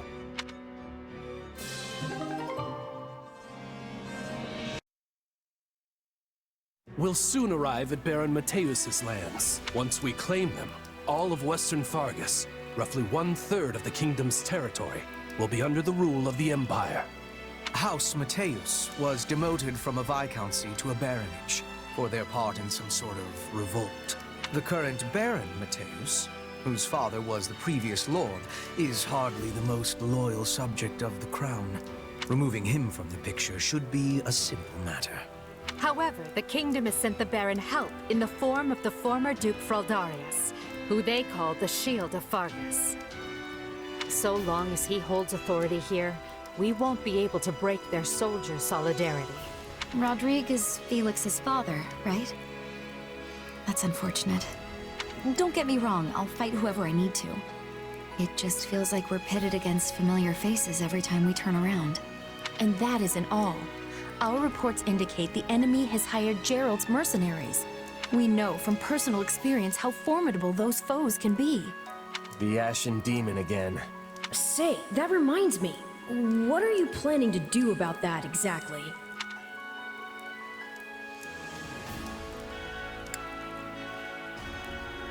We should probably just steer clear of them entirely. There's no point throwing our lives away against an opponent we can't beat. All we've got to do is take out Baron Mateus or this Shield of Fargus, and those mercenaries will scatter to the wind. Oh, come now. You're strong enough to defeat the Ashen Demon if you want. I know you are. But if this is how you'd like to handle it, I'll still be in your corner helping you every step of the way. I possess skill at leading surprise attacks, and Bernadetta would be making a good decoy. If we are all working together, we will reach our goal with much ease. I get a say in this whole decoy plan, right? I was only saying a fact, not asking you to be doing it. Please accept my apologies. Oh, okay. I hope you plan to leave some of the enemy for me. You are all so skilled. I often feel like the fifth wheel on a well-crafted carriage. Don't downplay your talents, Ferdinand. You give us courage every time we step on the field. I'm lucky to be surrounded by so many gifted leaders. With all of you at my side, there is no limit to what the Empire might achieve in the years to come. Victory to the Empire! Yay! What can I say? You got us. You rolled right over us and took out our employer. I know when it's time to raise the white flag. Wait, that's it? You're giving up? We've faced you in battle many times, only to be bested at every turn. Yeah, you've pretty much run us out of business by now. It's not easy finding new clients in the best of times. And no matter how good our reputation is, none of it matters if we can't actually win. At this rate, I'll have to stop calling myself the Blade Breaker. In that case, do you have any interest in working for us? The Empire? It's true that your fighters and mine have waged many a bloody battle. But did you oppose us out of principle, or was it merely a business decision? Assuming you have no deep-seated animosity for Adrestia, I would welcome you with open arms. In the Empire, those with talent are given an outlet appropriate for their abilities. Yeah, you should join us. I mean, by now we all know firsthand how strong you are.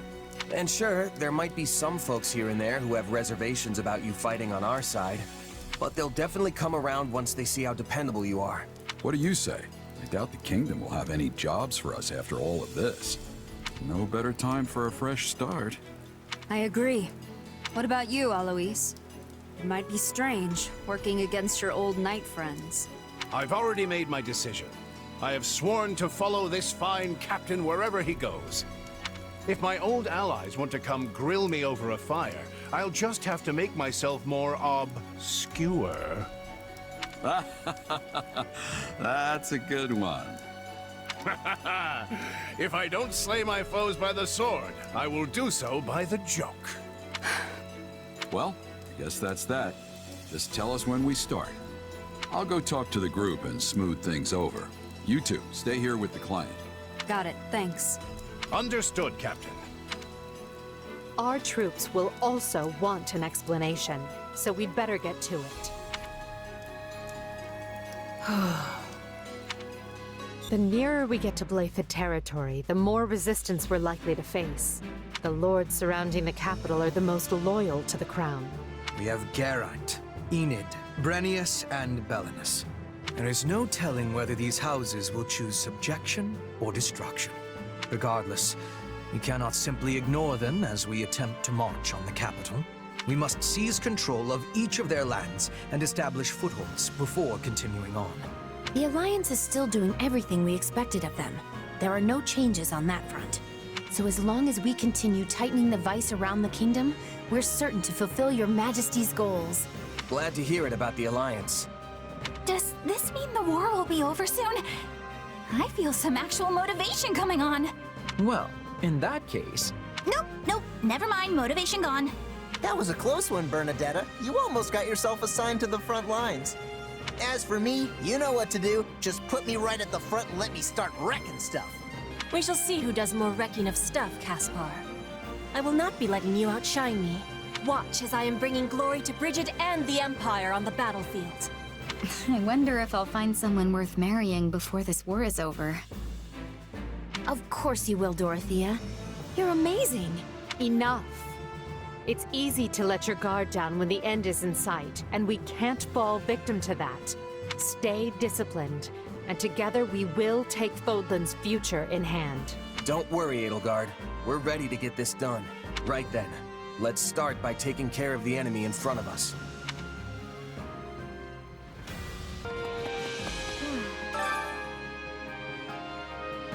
Right.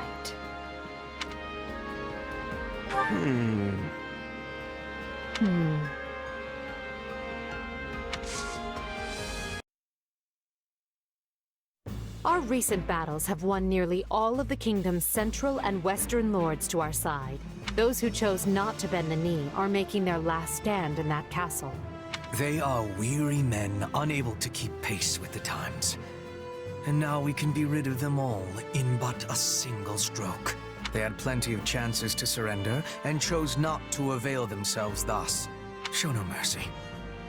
If they wish to cling to the past, let them die in its embrace. I wish they'd consider all the poor souls they're forcing to perish along with them. Sure, but I fully understand why they'd want to hole up in a castle. That's my go-to move. They're beneath a siege, not holed up. The difference is unequivocal. Sorry, what? Unequivocal. It is a new word I have been learning. Its meaning is clear and unambiguous, yes? Again, what? Look, the way I see it, we just need to bust through the gates and pummel the stuffing out of them. It unfortunately is not that simple. Most of the kingdom's castles are specifically designed to withstand a siege. Our only option is to chip away at them slowly from the surrounding forts. I agree there is no place for mercy on the battlefield. If the enemy desires a fight, we will rend them asunder and leave their bones on the midden heap. We need to move carefully. A cornered foe is capable of anything. I vote we play it safe. We didn't come all this way just to die so close to our goal. That's right. There's no need to rush when victory is all but assured. It's time. All units to positions. Prepare to attack. And so I reach my end. Pray forgive me my weakness, Your Majesty. Live, my little niece, for the both of us. They deified him for being the descendant of a hero. And in return, he got a life he could never control, and a death he could never ordain. Yet surely the man was happy to die for his people. He must have felt as though he had fulfilled his set purpose in life. That notion alone should tell you how warped the world has become. Still, right and wrong are spoils to be handed out by the victor of this war. Well said, Your Majesty. We must prevail if we are to change the world.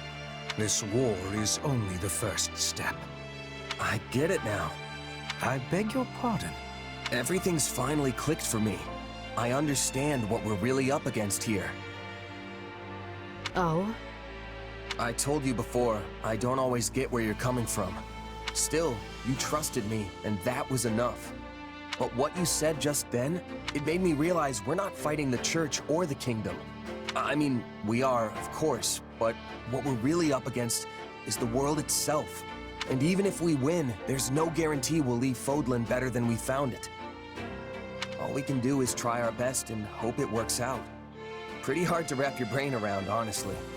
I can't even begin to fathom how you can grapple with something that heavy. Once again, you managed to find a most surprising nugget of philosophy. I knew you'd understand, even if I can't point to the reason why I felt that way. But I'm glad to hear you say it. Thank you. Imperial soldiers, the lands of Brynnius now belong to us. As you know, Brynnius shares a border with Blythed territory. The enemy's stronghold of Ferdiad is but a stone's throw away. At long last, we approach the final push of this campaign. Stay vigilant, but be not afraid. We shall wield our weapons as one, claim our victory, and unite all of Fodlan under our flag! Blythed land at last. The kingdom will be more desperate than ever now. As they should be. We have stripped away nearly half of their territory at this point. But we still have the remaining houses to contend with. Karen, Galatea, Fraldarius, and Gautier are all unshakably faithful to the crown. They would tear us to pieces had they the chance. Certainly not my idea of a fun afternoon. Still, we have no choice but to face them unless they decide to stop harboring the Archbishop. Do you think that's even a possibility? The people of the kingdom are quite devout after all. I highly doubt it. So let them huddle together like the cornered rats they are and... Huh? What's going on? Urgent news, my lord. Massive revolts have broken out in Hrim and Ordelia territory. What?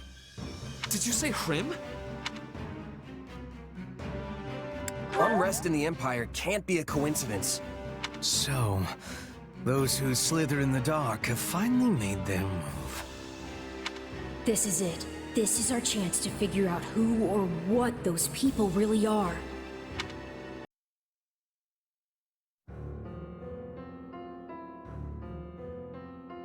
Apparently, it started with attacks by bandits and insurgents, which touched off a widespread revolt. The people have taken to the streets, and now Hrim and Ordelia territory are in total chaos. We have no choice but to intervene. At present, it is just Hrim territory. But if the unrest spreads to neighboring Imperial lands, there will be no water cask large enough to quench the flames. Especially if the fires were intentionally set. And yet, redeploying our forces to deal with the unrest could be exactly what they're after. I believe it is, Your Majesty. With the aid of the Alliance, we were on the brink of securing the kingdom's surrender. The war was all but decided. It seems certain parties were not at all happy with that particular arrangement. Are you sure we have to deal with it right now? Why not go back once we finish up in the kingdom? And go back to what, exactly? An empire in flames? Sounds like we don't have a choice. No one is more reluctant than I am to turn back when victory is within our grasp. But it is the only option. Fortunately, the kingdom now lacks the soldiers to take advantage and regain their lost territory. We'll leave enough troops to hold the line and take the main force east at speed. I'll have Count Burgleys take position at Aryan Road. That sounds exhausting. But you're the boss. Do you mind if I just slink off to my room and... Oh, here come the dagger eyes. Never mind. If it's settled, let's not waste another second. Every moment we delay means more suffering for the innocent people who are caught up in this. Going to Hrimland will take us close to Ire. Needless to say, I am in favor of departing at once. Let's go find the masterminds behind this mess and send them to meet their maker. But how will we be telling the innocent people from those who are causing trouble? A fair point. If we're too reckless, many good people are going to be killed. Only one thing to do. Let's get to Hrim territory and sort this out. Listen here. Oh dear.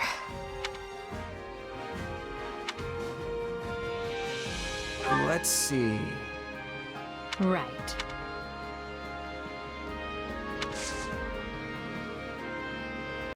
Do I want to know what you two are talking about? Is it not obvious? We are debating who might be behind the recent disturbance in the peace. The slithery people, right? Correct. Absurdly phrased, but correct. We may have ousted Lord Arundel and the others from power in Enbar, but we knew it was not the end of their vile schemes, which is why we have been preparing for the day they bared their fangs once more. Granted, we lack solid proof they are behind this, but it is the most likely explanation considering the scale of the revolts, as well as where and when they all occurred. I'll keep that in mind on the battlefield. Oh, and for the record, I like this part where you all trust me enough to tell me what's going on. A strategy I strongly oppose. But Her Majesty insisted we keep you in the loop. Must you always antagonize Hubert? I merely state fact. Though I will admit you saved the Emperor's life. Once. Still, I would not be shocked in the slightest if you suddenly changed your colors and tried to kill her. Yet sharing such knowledge with you achieves a dual purpose. It helps prevent those who slither in the dark from using you, and it gives ample justification to dispose of you, should you betray us. You never change, Hubert. At this point, I don't know how I'd react if you did. You may not have Hubert's trust, but you have mine. I'll be counting on you as always in the battles to come. If those who slither in the dark appear, we must strike them down. Everywhere you turn, you see another gruesome sight. Look what they've done to the homes, the fields, the people. These bandits are like rats. They're nothing alone, but if you let them band together... I've been here before. It was a long time ago, sure, but I can't believe this is all that's left. Apparently, the first thing they did was find and kill Viscount Hrim Standin, along with the rest of the local magistrates. With no one in charge, the bandits have taken free reign of the place. Assassinations too? They've cut us deep indeed. But why were they killing the leaders instead of taking them hostage? Are they not wanting control of the land? It would seem their interest is little more than unadulterated chaos. Someone clearly does not wish Fodlan to be united beneath the Empire's flag. This is a sick way to show it. Though I imagine there is a method to their madness. Even I won't let myself run away from a situation like this! We need to restore order as quickly as possible and return to the Kingdom front. Once I've brought an end to the war, I will never permit something this ghastly to happen again.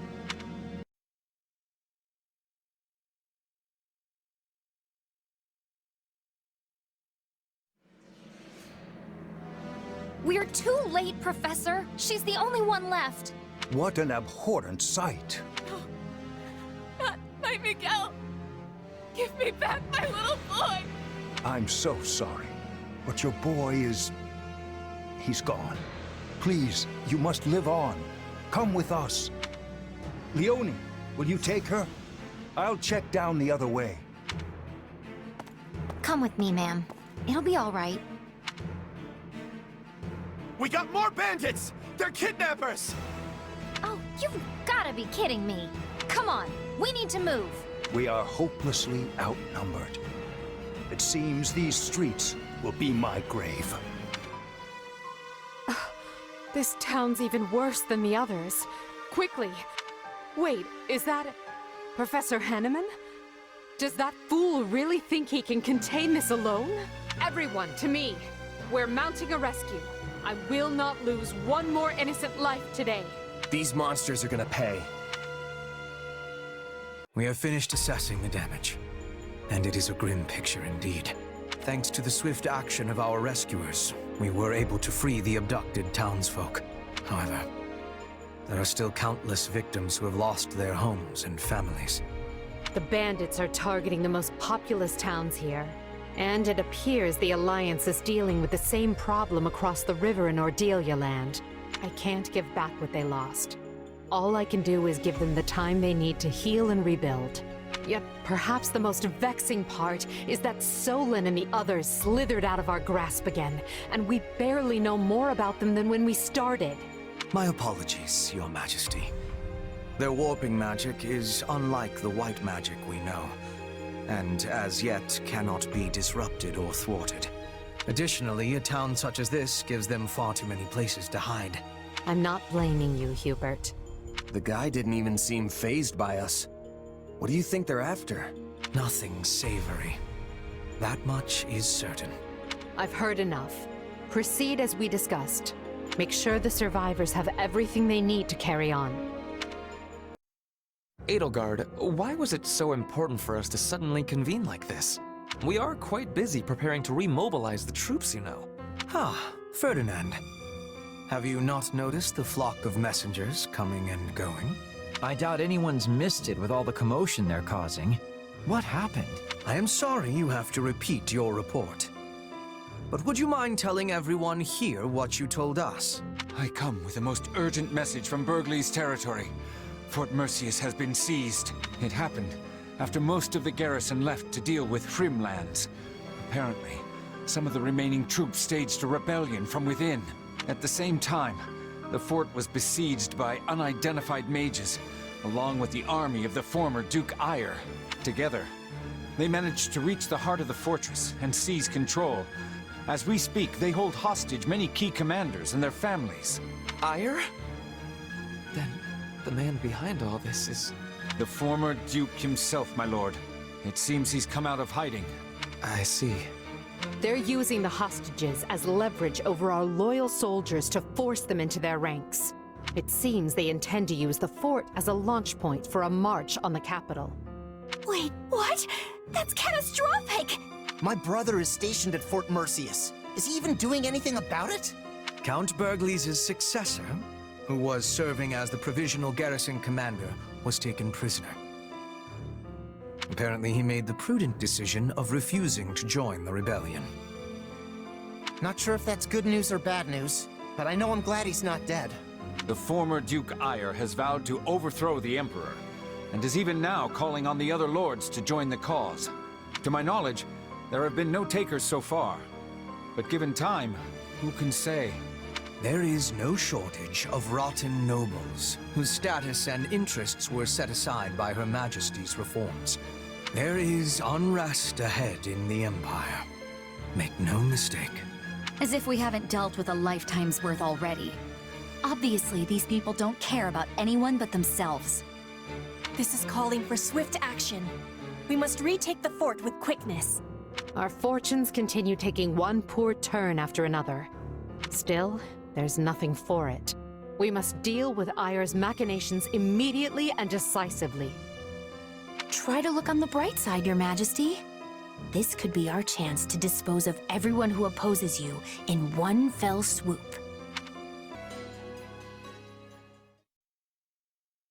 Edelgard, do you have a moment? Of course, Ferdinand, but please keep it short. It is about my father.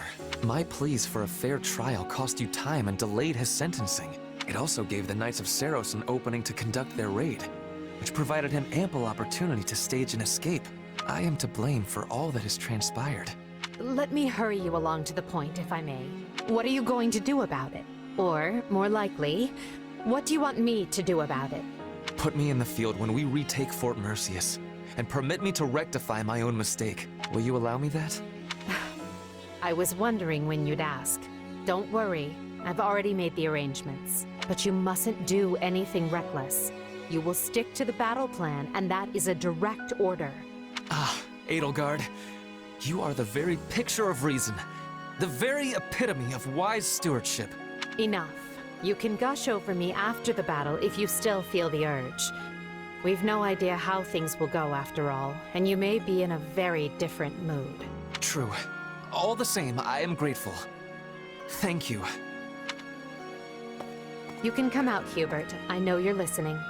I came to give you the latest report, Your Majesty, but decided to wait until this other business reached its conclusion. Then you know what must be done. Make sure he's given protection. Oh, I will if I find the time. You do keep me quite busy, after all. You've found a way to take care of them? I can assure you, those cretins will rue ever setting foot in Her Majesty's fortress. They wanted thick walls, and we will give them the thickest ones a coffin can provide. This is our chance to decimate the forces of those who slither in the dark. Good news. We've dislodged another foothold those who slither in the dark held in Empire territory. Good news. That's great.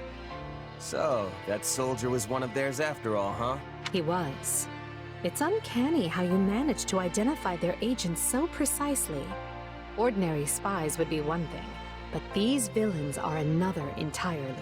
I'd like to say it's just intuition, but there's more to it than that. It's my power. Their magic is almost identical to the one I use, so it's not hard for me to pick up on. I guess we have Hubert to thank for connecting the dots between the two. How strange that you would hold such an important key. The more I look back, the more I realize, without you among our ranks, I may never have broken the stranglehold those who slither in the dark exerted on the Empire. Me? What did I do? Our hidden foe was deeply entrenched in almost every facet of Adrestian society. The two were almost inseparable, and so I turned a blind eye to the lives that were being lost to their cruel designs, opting instead to focus my energy on preparing for war. But then you came along and helped show me a way to kill two snakes with one stone, as it were. You were the cog that was missing from the turnwheel. The one final push that urged me to act. Right. Well, I'm not sure I can take credit for that, but I'm glad I could be there for you all the same. Really makes me wonder why you all didn't trust me, though. Yes, I can see your point. It was my mistake. In any case, I'd like you to know just how pleased I am to have you fighting alongside us. You were a perfect stranger who owed nothing to the Empire. Yet you're still here. That means much. It wasn't that big a deal. I just needed some gold, and figured if anyone was gonna have the coin to spare, it'd be the Empire. You know, some things are best left unsaid. Oh, and you were really quick to compliment me back at the Academy. That left an impression for sure. I mean, most nobles don't give us mercs the time of day. You were different. It's nice to hear you say that. And hey, I was right about you. I wouldn't be shining half as bright as I am today if I didn't hitch my wagon to yours. Trust me, no regrets here.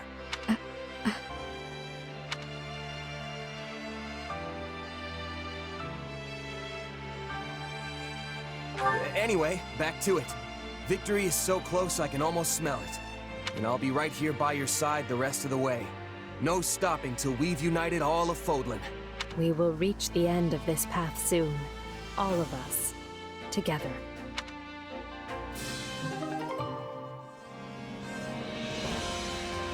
Right.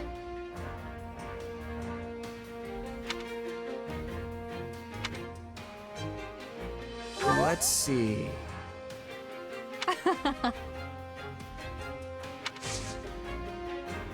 Our scouts have returned from Fort Mercius. There's less movement than we anticipated. That likely means the former Duke Ire wants us to attack the fortress to make up for his disadvantage in troop strength. The numbers don't lie. One needs 3 times the forces of their enemy to claim a castle in a siege. Although, that's if you attempt to take it head on. So, do we have a plan or what? I mean, Fort Mercius is basically impenetrable. Actually, this one time we came home well after curfew and had to try and sneak back in. Turns out there was no way in. The guards mistook us for bandits, and Father shouted at us until he lost his voice. Good times. The good news is that we have learned of a passage into the fort which has been kept secret since its construction. The bad news is that Ire likely also learned of the passage when he was Prime Minister. Unless his reason has completely taken flight, the man will take some sort of measures to defend it. The fortress is huge in size. We should organize small teams and be attacking from many points. If we achieve success, we can open the gates from the inside and be giving the enemy a surprise. It only serves other regions if the Empire starts shedding Empire blood. We should find a resolution that minimizes casualties on both sides. Is this the part where I chime in? Because, if you want to coax someone out of hiding, breaking down the door is the wrong way to go about it. That'll only push them further into their shells, so I think we should try talking to them instead. Is it just me, or is our corner of the world an uncontrolled mess? Why don't we just put all of your plans into action? We've got the numbers to do it. We can sneak soldiers in, use the secret passage, talk it out, and apply brute force all at the same time. As long as one of those approaches works, we'll win. That's actually not a bad plan, and it didn't even come from me. Amazing! I mean, the brute force part is a little risky, but I dare say you're learning. An intriguing idea. But what about the hostages? If we force our way in, they're likely to be killed. I will not permit that to happen. And while my father may be a fallen noble, he is still a noble, and not the sort of man to start butchering innocent people when the tides turn. I pray you are right, Ferdinand. Though I believe you never know what a person is capable of until they act. We will proceed with this plan at once, adapting as the situations dictate. We cannot fail.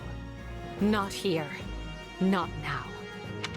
If everyone is prepared, it's time to make our move. Our troops attacking the gates have been instructed not to force their way in. Before long, the enemy will notice as much and realize we're already inside. We need to locate and strike down the rebel leader. That should put an end to the insurrection.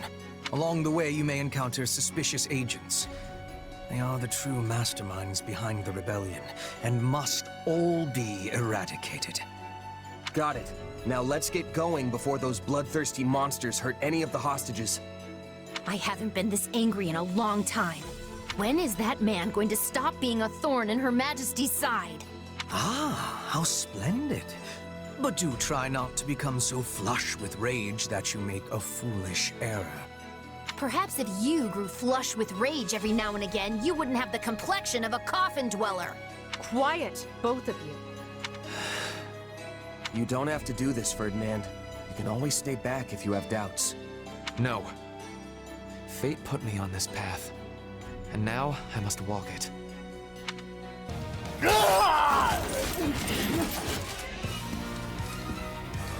That is enough. There is no escape for you.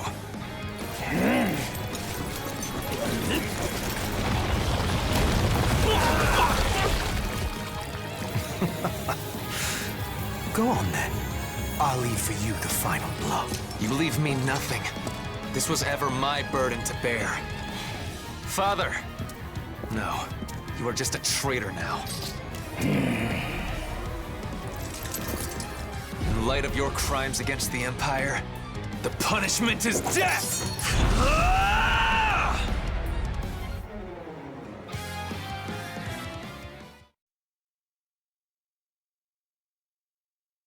Send a runner to House Menya, and have them deliver the letter I drafted.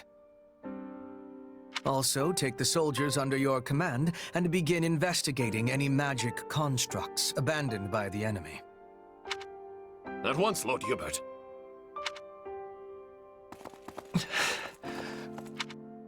It must be awful to end your own parent's life. Come on, Ferdinand. Let's get going. No. You may continue without me.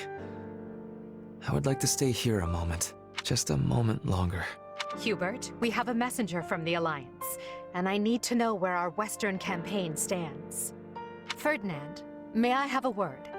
I thought I'd let you decide how to punish your father's followers now that they've surrendered.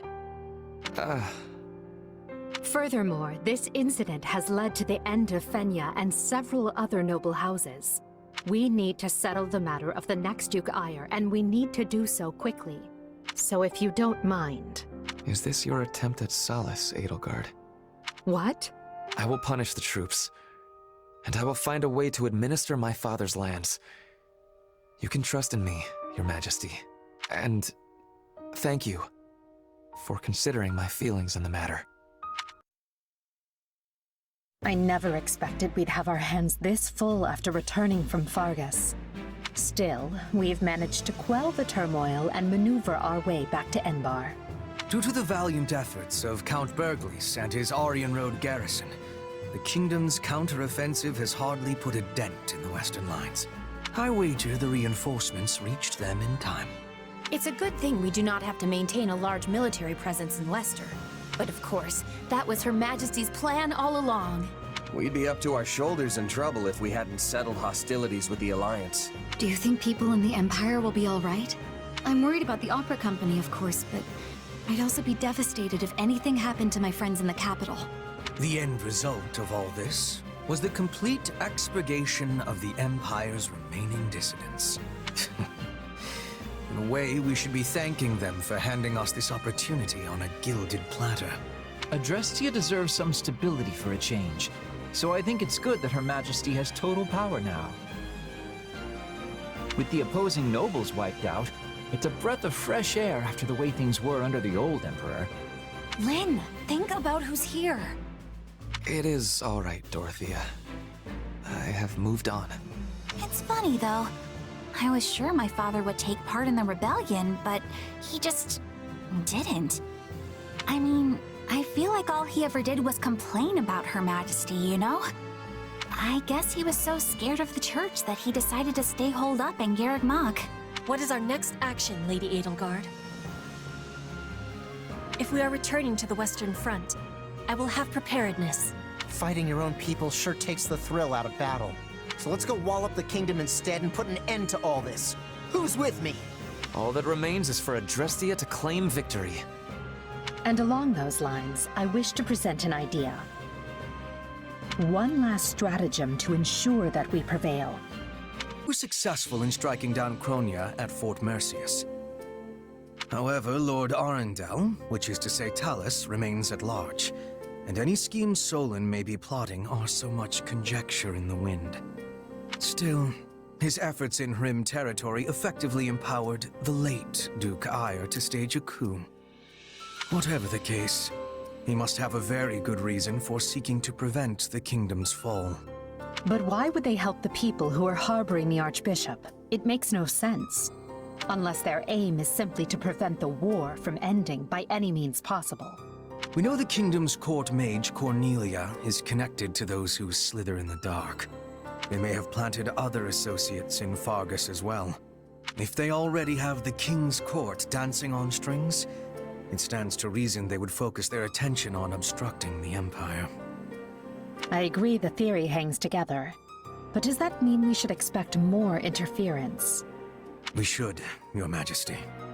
Though I would at least like to think they no longer have anyone left who can act brazenly in the open. And need we worry about our mercenary friend? I was under the assumption that they had your implicit trust. Absolutely, but not enough to purge all of the doubt from my heart. I once trusted my uncle, as well as the late Duke Ire, and he wasn't even replaced with a doppelganger. People who come in contact with those who slither in the dark are not the same afterward. How am I to trust anyone in a world where such a thing can happen? I do not disagree, Your Majesty. Yes, well, we must remain vigilant until the war is over for good and all. Although I wonder if we can rest easy even then.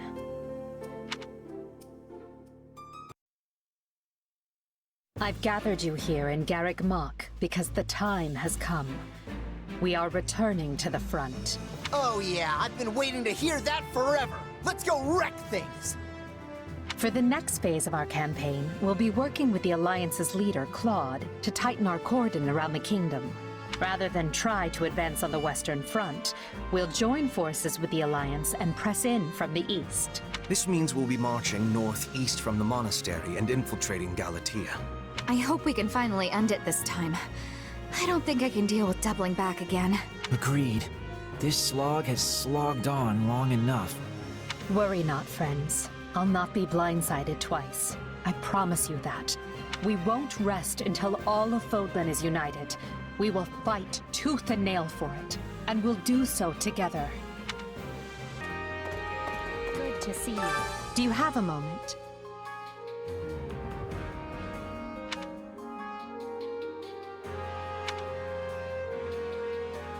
You sure?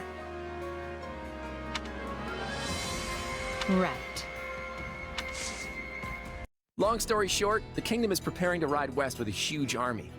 It looks like they're gonna throw everything they've got at Aryan Road. Yes, we have received similar reports. It's a pretty strange thing to do. I don't trust it. Then you believe it to be a feint. Interesting. Well, if true, there are only so many places they could go. They cannot ignore our troops and attempt to take Dare-to. That would be folly. So the only other place I can imagine they would be after is Garreg Mach. That's what I was thinking. So what's our play?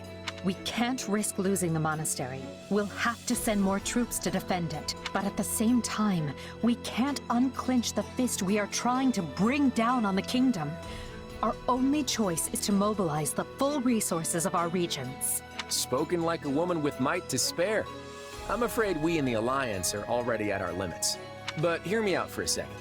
If the kingdom really intends to attack Garreg Mach, they won't approach from the west. That would put them smack between your forces in Aryan Road and the monastery. It'd be suicide. That leaves them with only one option. You're saying they'll take the northern approach through Eolau? Yep, the Valley of Torment, which just so happens to be the route we were planning to use ourselves. The Church of Seiros will likely mobilize every knight they've got, and that is a very big army. Supposing you are correct, what do you suggest we do in response? Should we change our marching route to avoid clashing with them? Nope. In fact, I vote we do the opposite.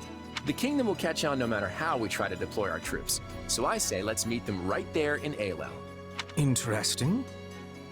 But the valley path is treacherous and difficult to navigate, which will blunt the impact of our superior numbers. Why would we play into the enemy's hands like that? Because sometimes trying to claim every advantage can be a double-edged sword. Leveling the playing field can often be the key to bringing an opponent down, especially if you know you can handle it. Besides, what better way to keep casualties to a minimum than by finishing them off in one battle? You know how to convince me.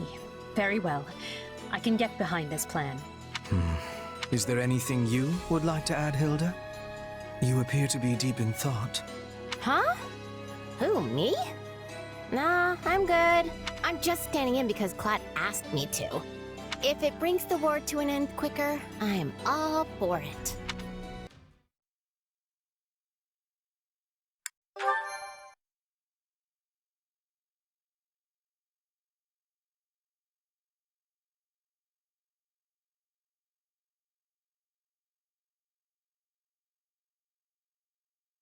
We will reach Eolau soon.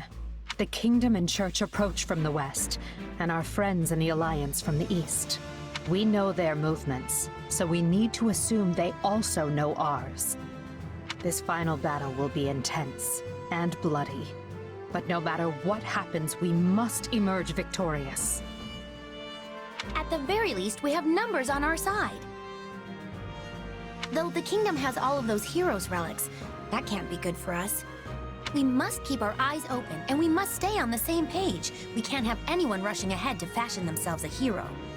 I'd say things are really heating up, but that's just the ground literally burning. It's sweltering. Whose idea was it to wage a battle in this place again? I will take heat over cold every day. Cold has its way of slowing you down. I'm fine with hot or cold, so long as it's in the comfort of my own room with the door locked. Do the words final, bloody, or battle not make you even the slightest bit nervous? Take this seriously. Show your pride as members of an army which serves the greatest empire the world has ever known. No need to get everyone worked up, Ferdy. When you dislike war as much as I do, you start to appreciate the lighter moments. I am inclined to agree. Now, what do you say we show these adherents to the status quo a taste of true power? They don't stand a chance. To arms, then. Today we claim our victory for the good of all.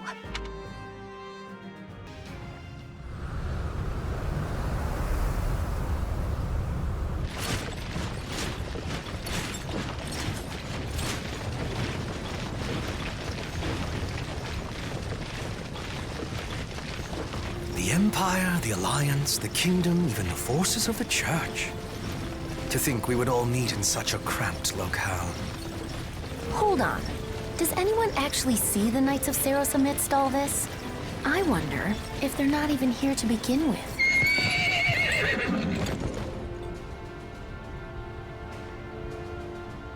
We strike at the Imperial Army today.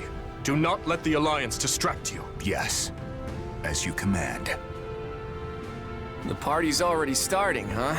It's too bad we couldn't throw it for something a little more civilized. Would it kill you to be serious for once, Claude?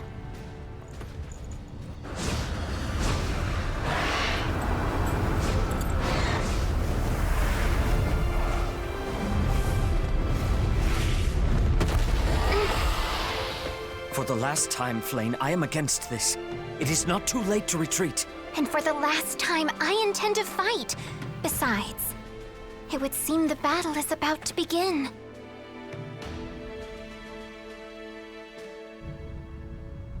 Well then, just give the command, Edelgard. Good. Our very hope depends on you.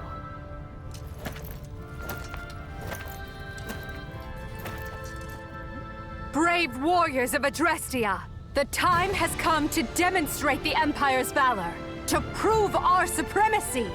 Any who dare stand in our way must be cut down. Now! As one, attack!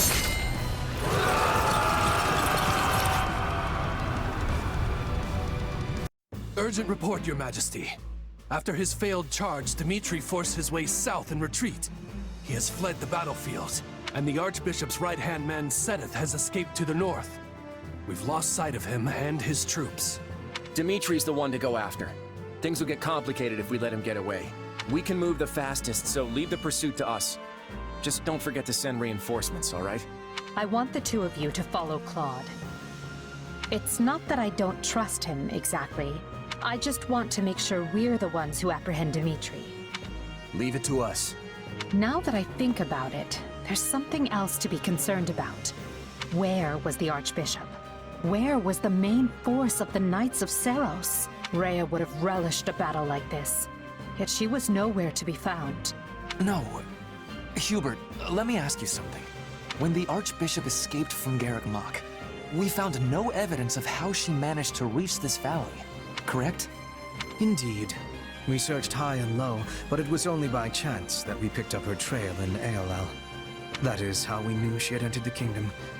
Without that clue, she would have been in the wind. Just as I suspected. What is it, Ferdinand? Is Garreg Mach in danger? I fear so. There could be a secret path between this valley and the monastery that only the Church knows about. And in that case, the Archbishop might be using it to stage an attack on Garreg Mach. It's certainly possible. Hubert, your thoughts? I will look into it. But I am almost certain that Ferdinand's theory is correct. We should assume this is the case, and take action immediately. Of course it is correct. Very wise of you to see that. In that case, we'll divide our troops. The main force will proceed with occupying Galatia. We'll lead the remaining third south to Garreg Mach, and continue our pursuit of Dmitri. What happened to our mercenary friend and the Ashen Demon? They took the lead, did they not? Strange. It is unlike them not to report back. Ill news, Your Majesty. Some kind of mages have assumed a battle formation up ahead and are poised to intercept us. Mages? It must be those who slither in the dark. But how? When they lack a proper army? There's something we're not seeing. Your Majesty, we've sighted our missing units in the middle of the enemy ranks. And I don't understand why, but they appear to be fighting each other. And that mercenary is clearly the aggressor. Hubert! So our sellsword has finally turned, eh?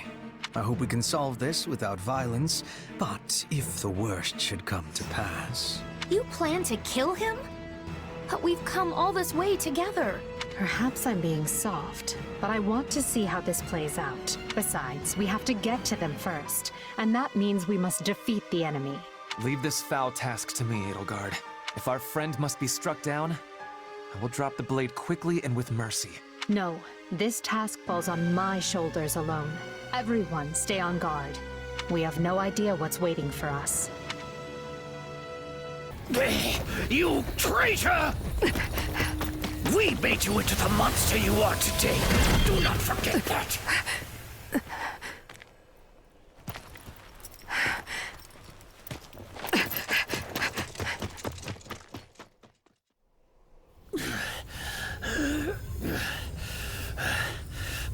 I need to get this flesh underground.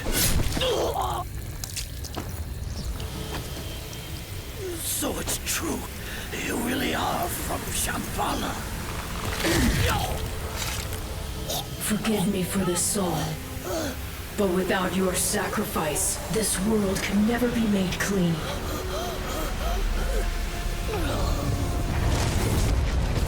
Oh, great Saharas, veil of night fluttering in the abyss. By the laws of creation, throw wide your infernal gates and swallow my foes.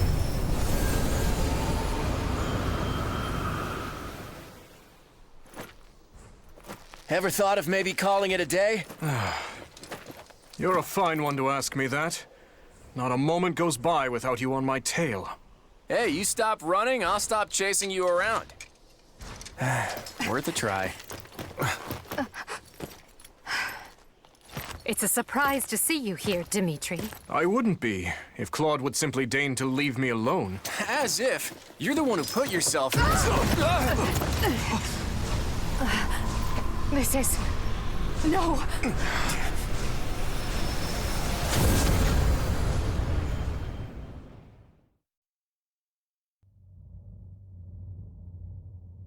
Where am I? Let's hold off on the weapons for now, okay? Probably best you don't move at all, actually. Wait, Claude. Hold on.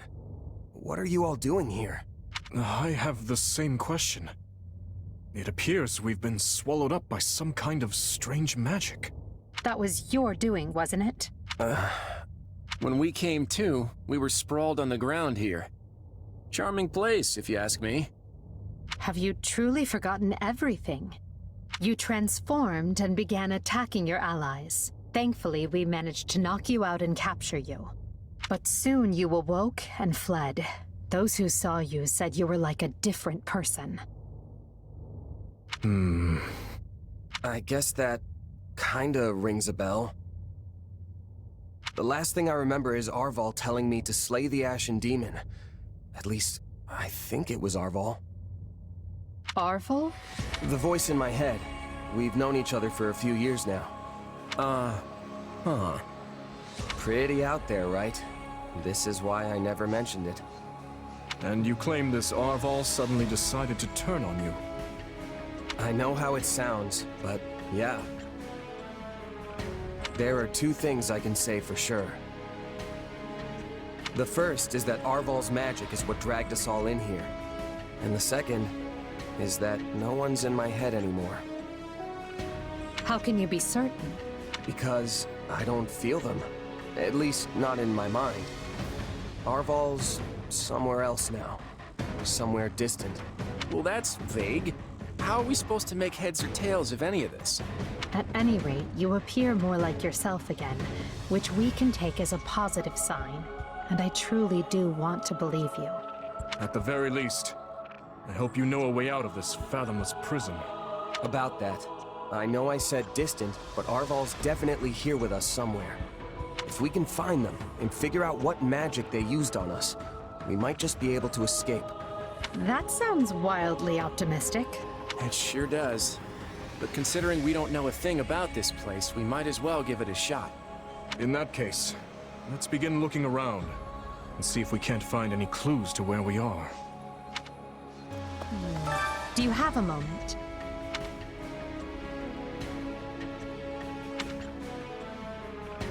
Yeah, I don't know. Yes.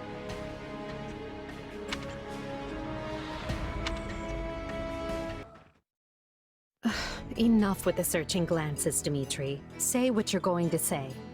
I was just thinking that I find it difficult to speak with you. Even now that we have the opportunity to exchange words peaceably.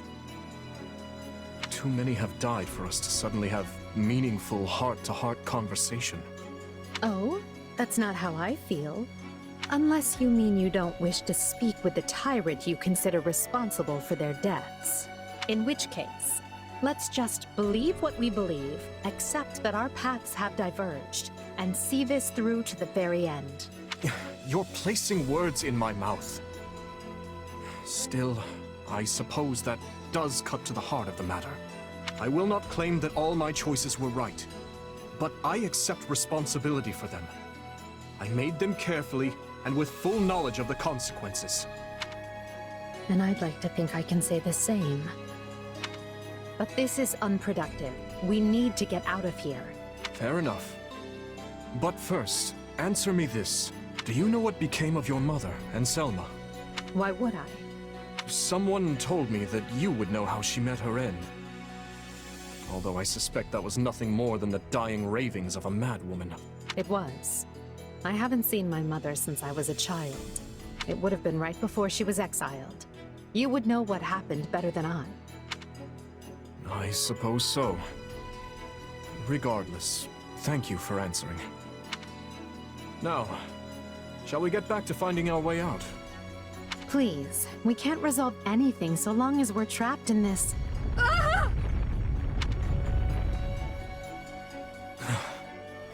That was quite the tremor. Whatever this place is, I find myself liking it less by the moment.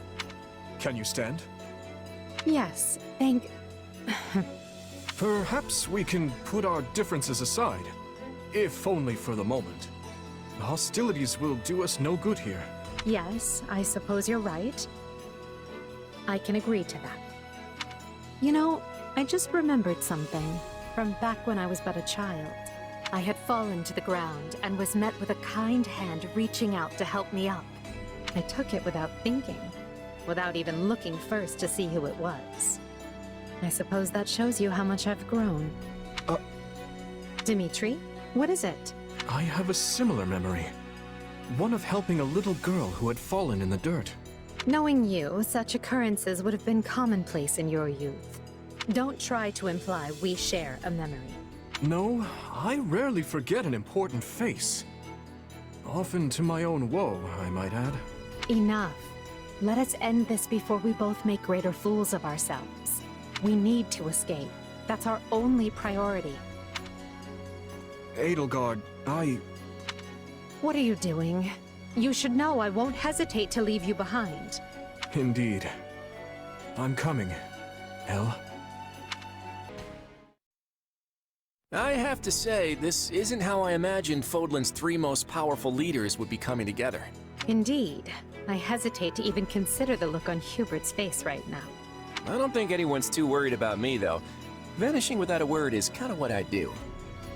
So much for being a reliable leader. Or perhaps it's the opposite, and your people think you reliable precisely because you always return. It must be nice having friends you can depend on to handle important matters in your absence. And it must feel lousy to realize no one wants to do your job, Edelgard. I'm glad to see your tongue remains as agile as ever. Let's try moving our feet instead, shall we? Hey, I can do both if you want. It's definitely not an either-or kind of situation. So, Edelgard, say the four of us get out of here in one piece. What are you planning to do about Dimitri? Maybe we should join forces and take him on together. You're such a bore sometimes, Claude. And is that a serious proposal?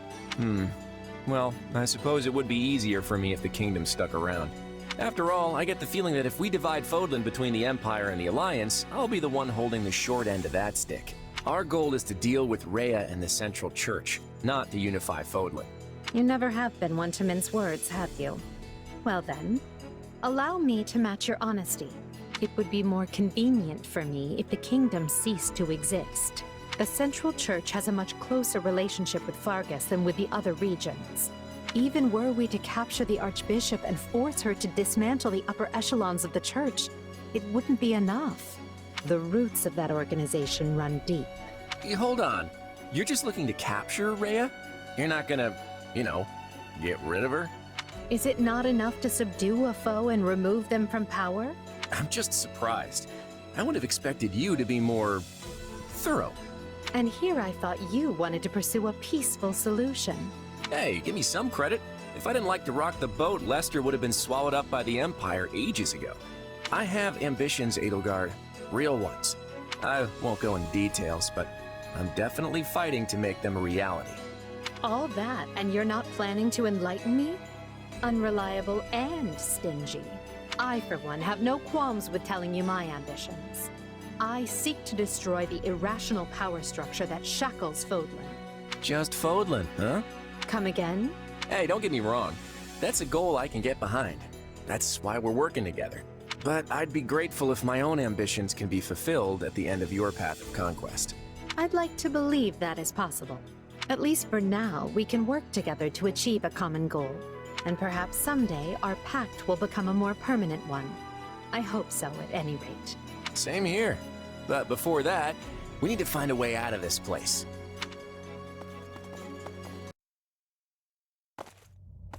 Yeesh. You can't tell forward from back in here.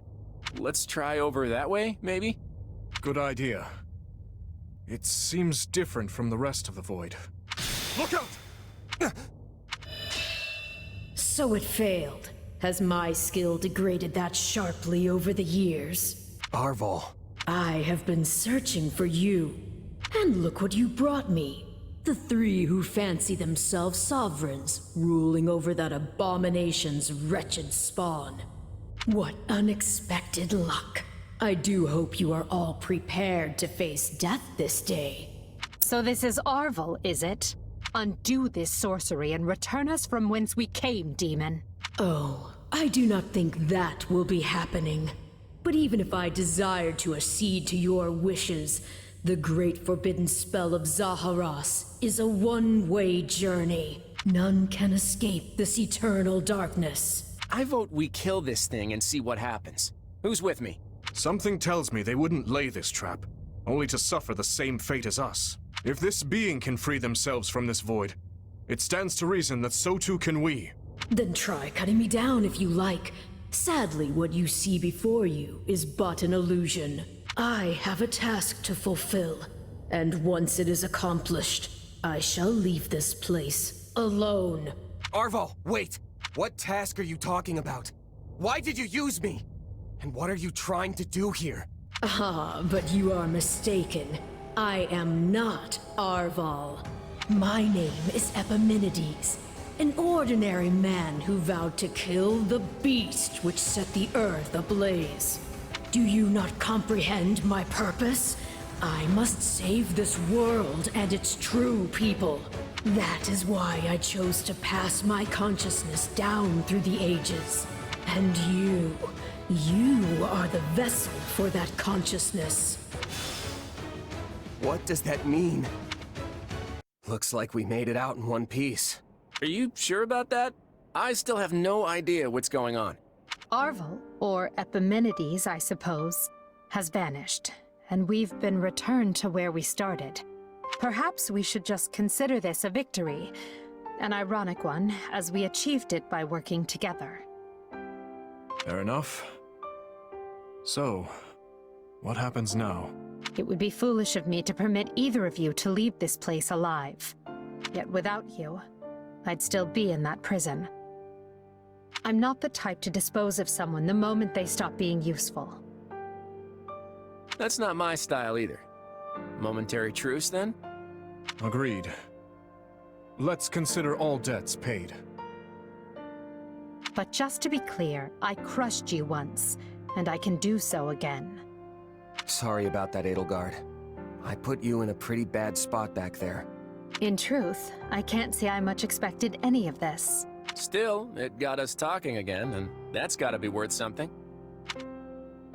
Well, I should be off.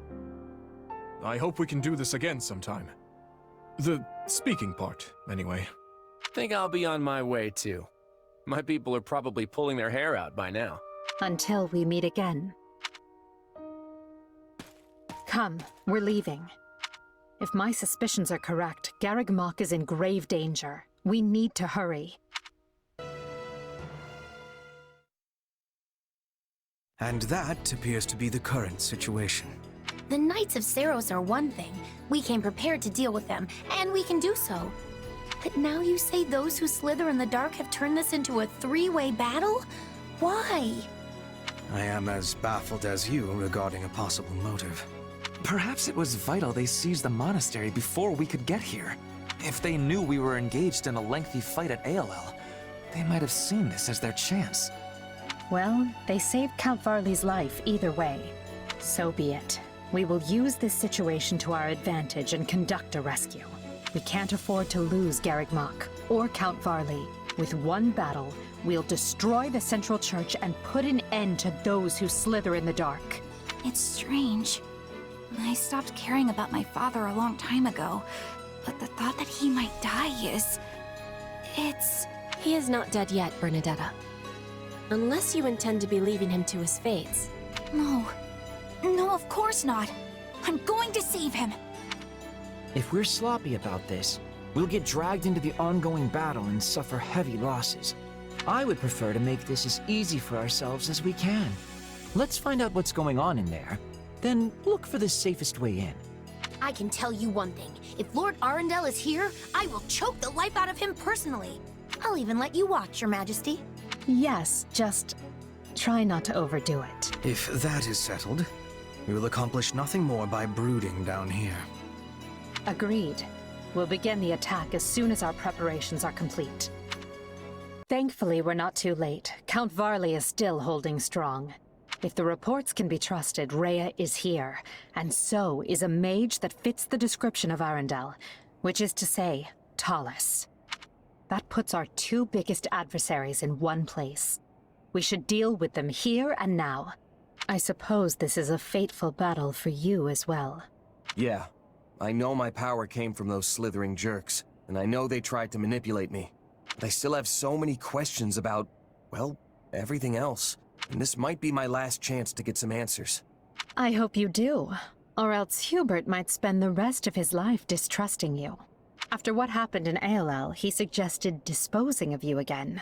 Not my favorite plan, to be honest. Looks like I'm gonna have to use this fight to clear my name. Indeed. I look forward to it. But just so you know, you've already proven that a dozen times over. Then I'm still a few dozen short.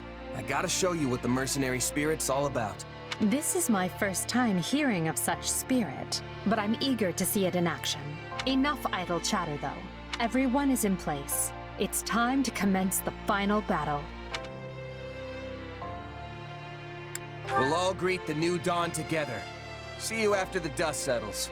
Is that another mercenary expression of yours? Come, let's make sure we all survive to see Fodlan's rebirth.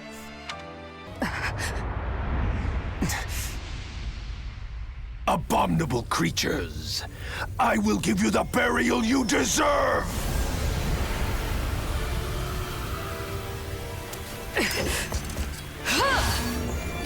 Look out!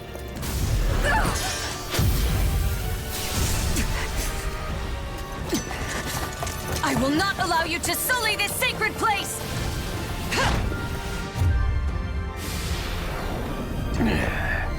Then die along with it!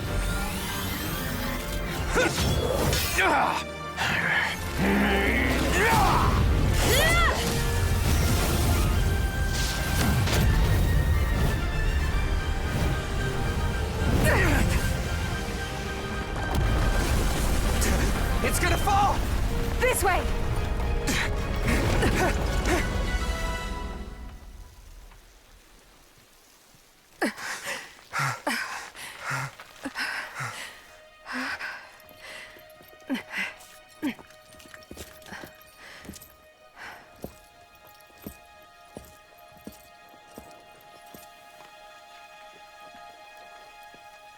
There's no way they could have survived that.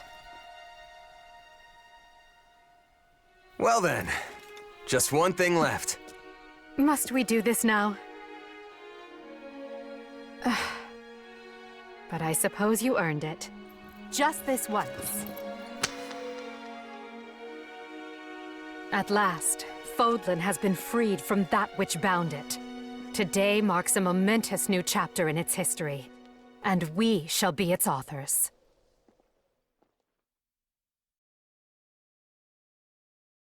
It is now 1183, Blue Sea Moon. The Empire has freed Garreg Mach and put the Knights of Seros and those who slither in the dark to rout. Amidst the fighting, Archbishop Rhea and Taulus both go missing. With no one to lead, the Central Church's influence wanes, and those who slither in the dark vanish.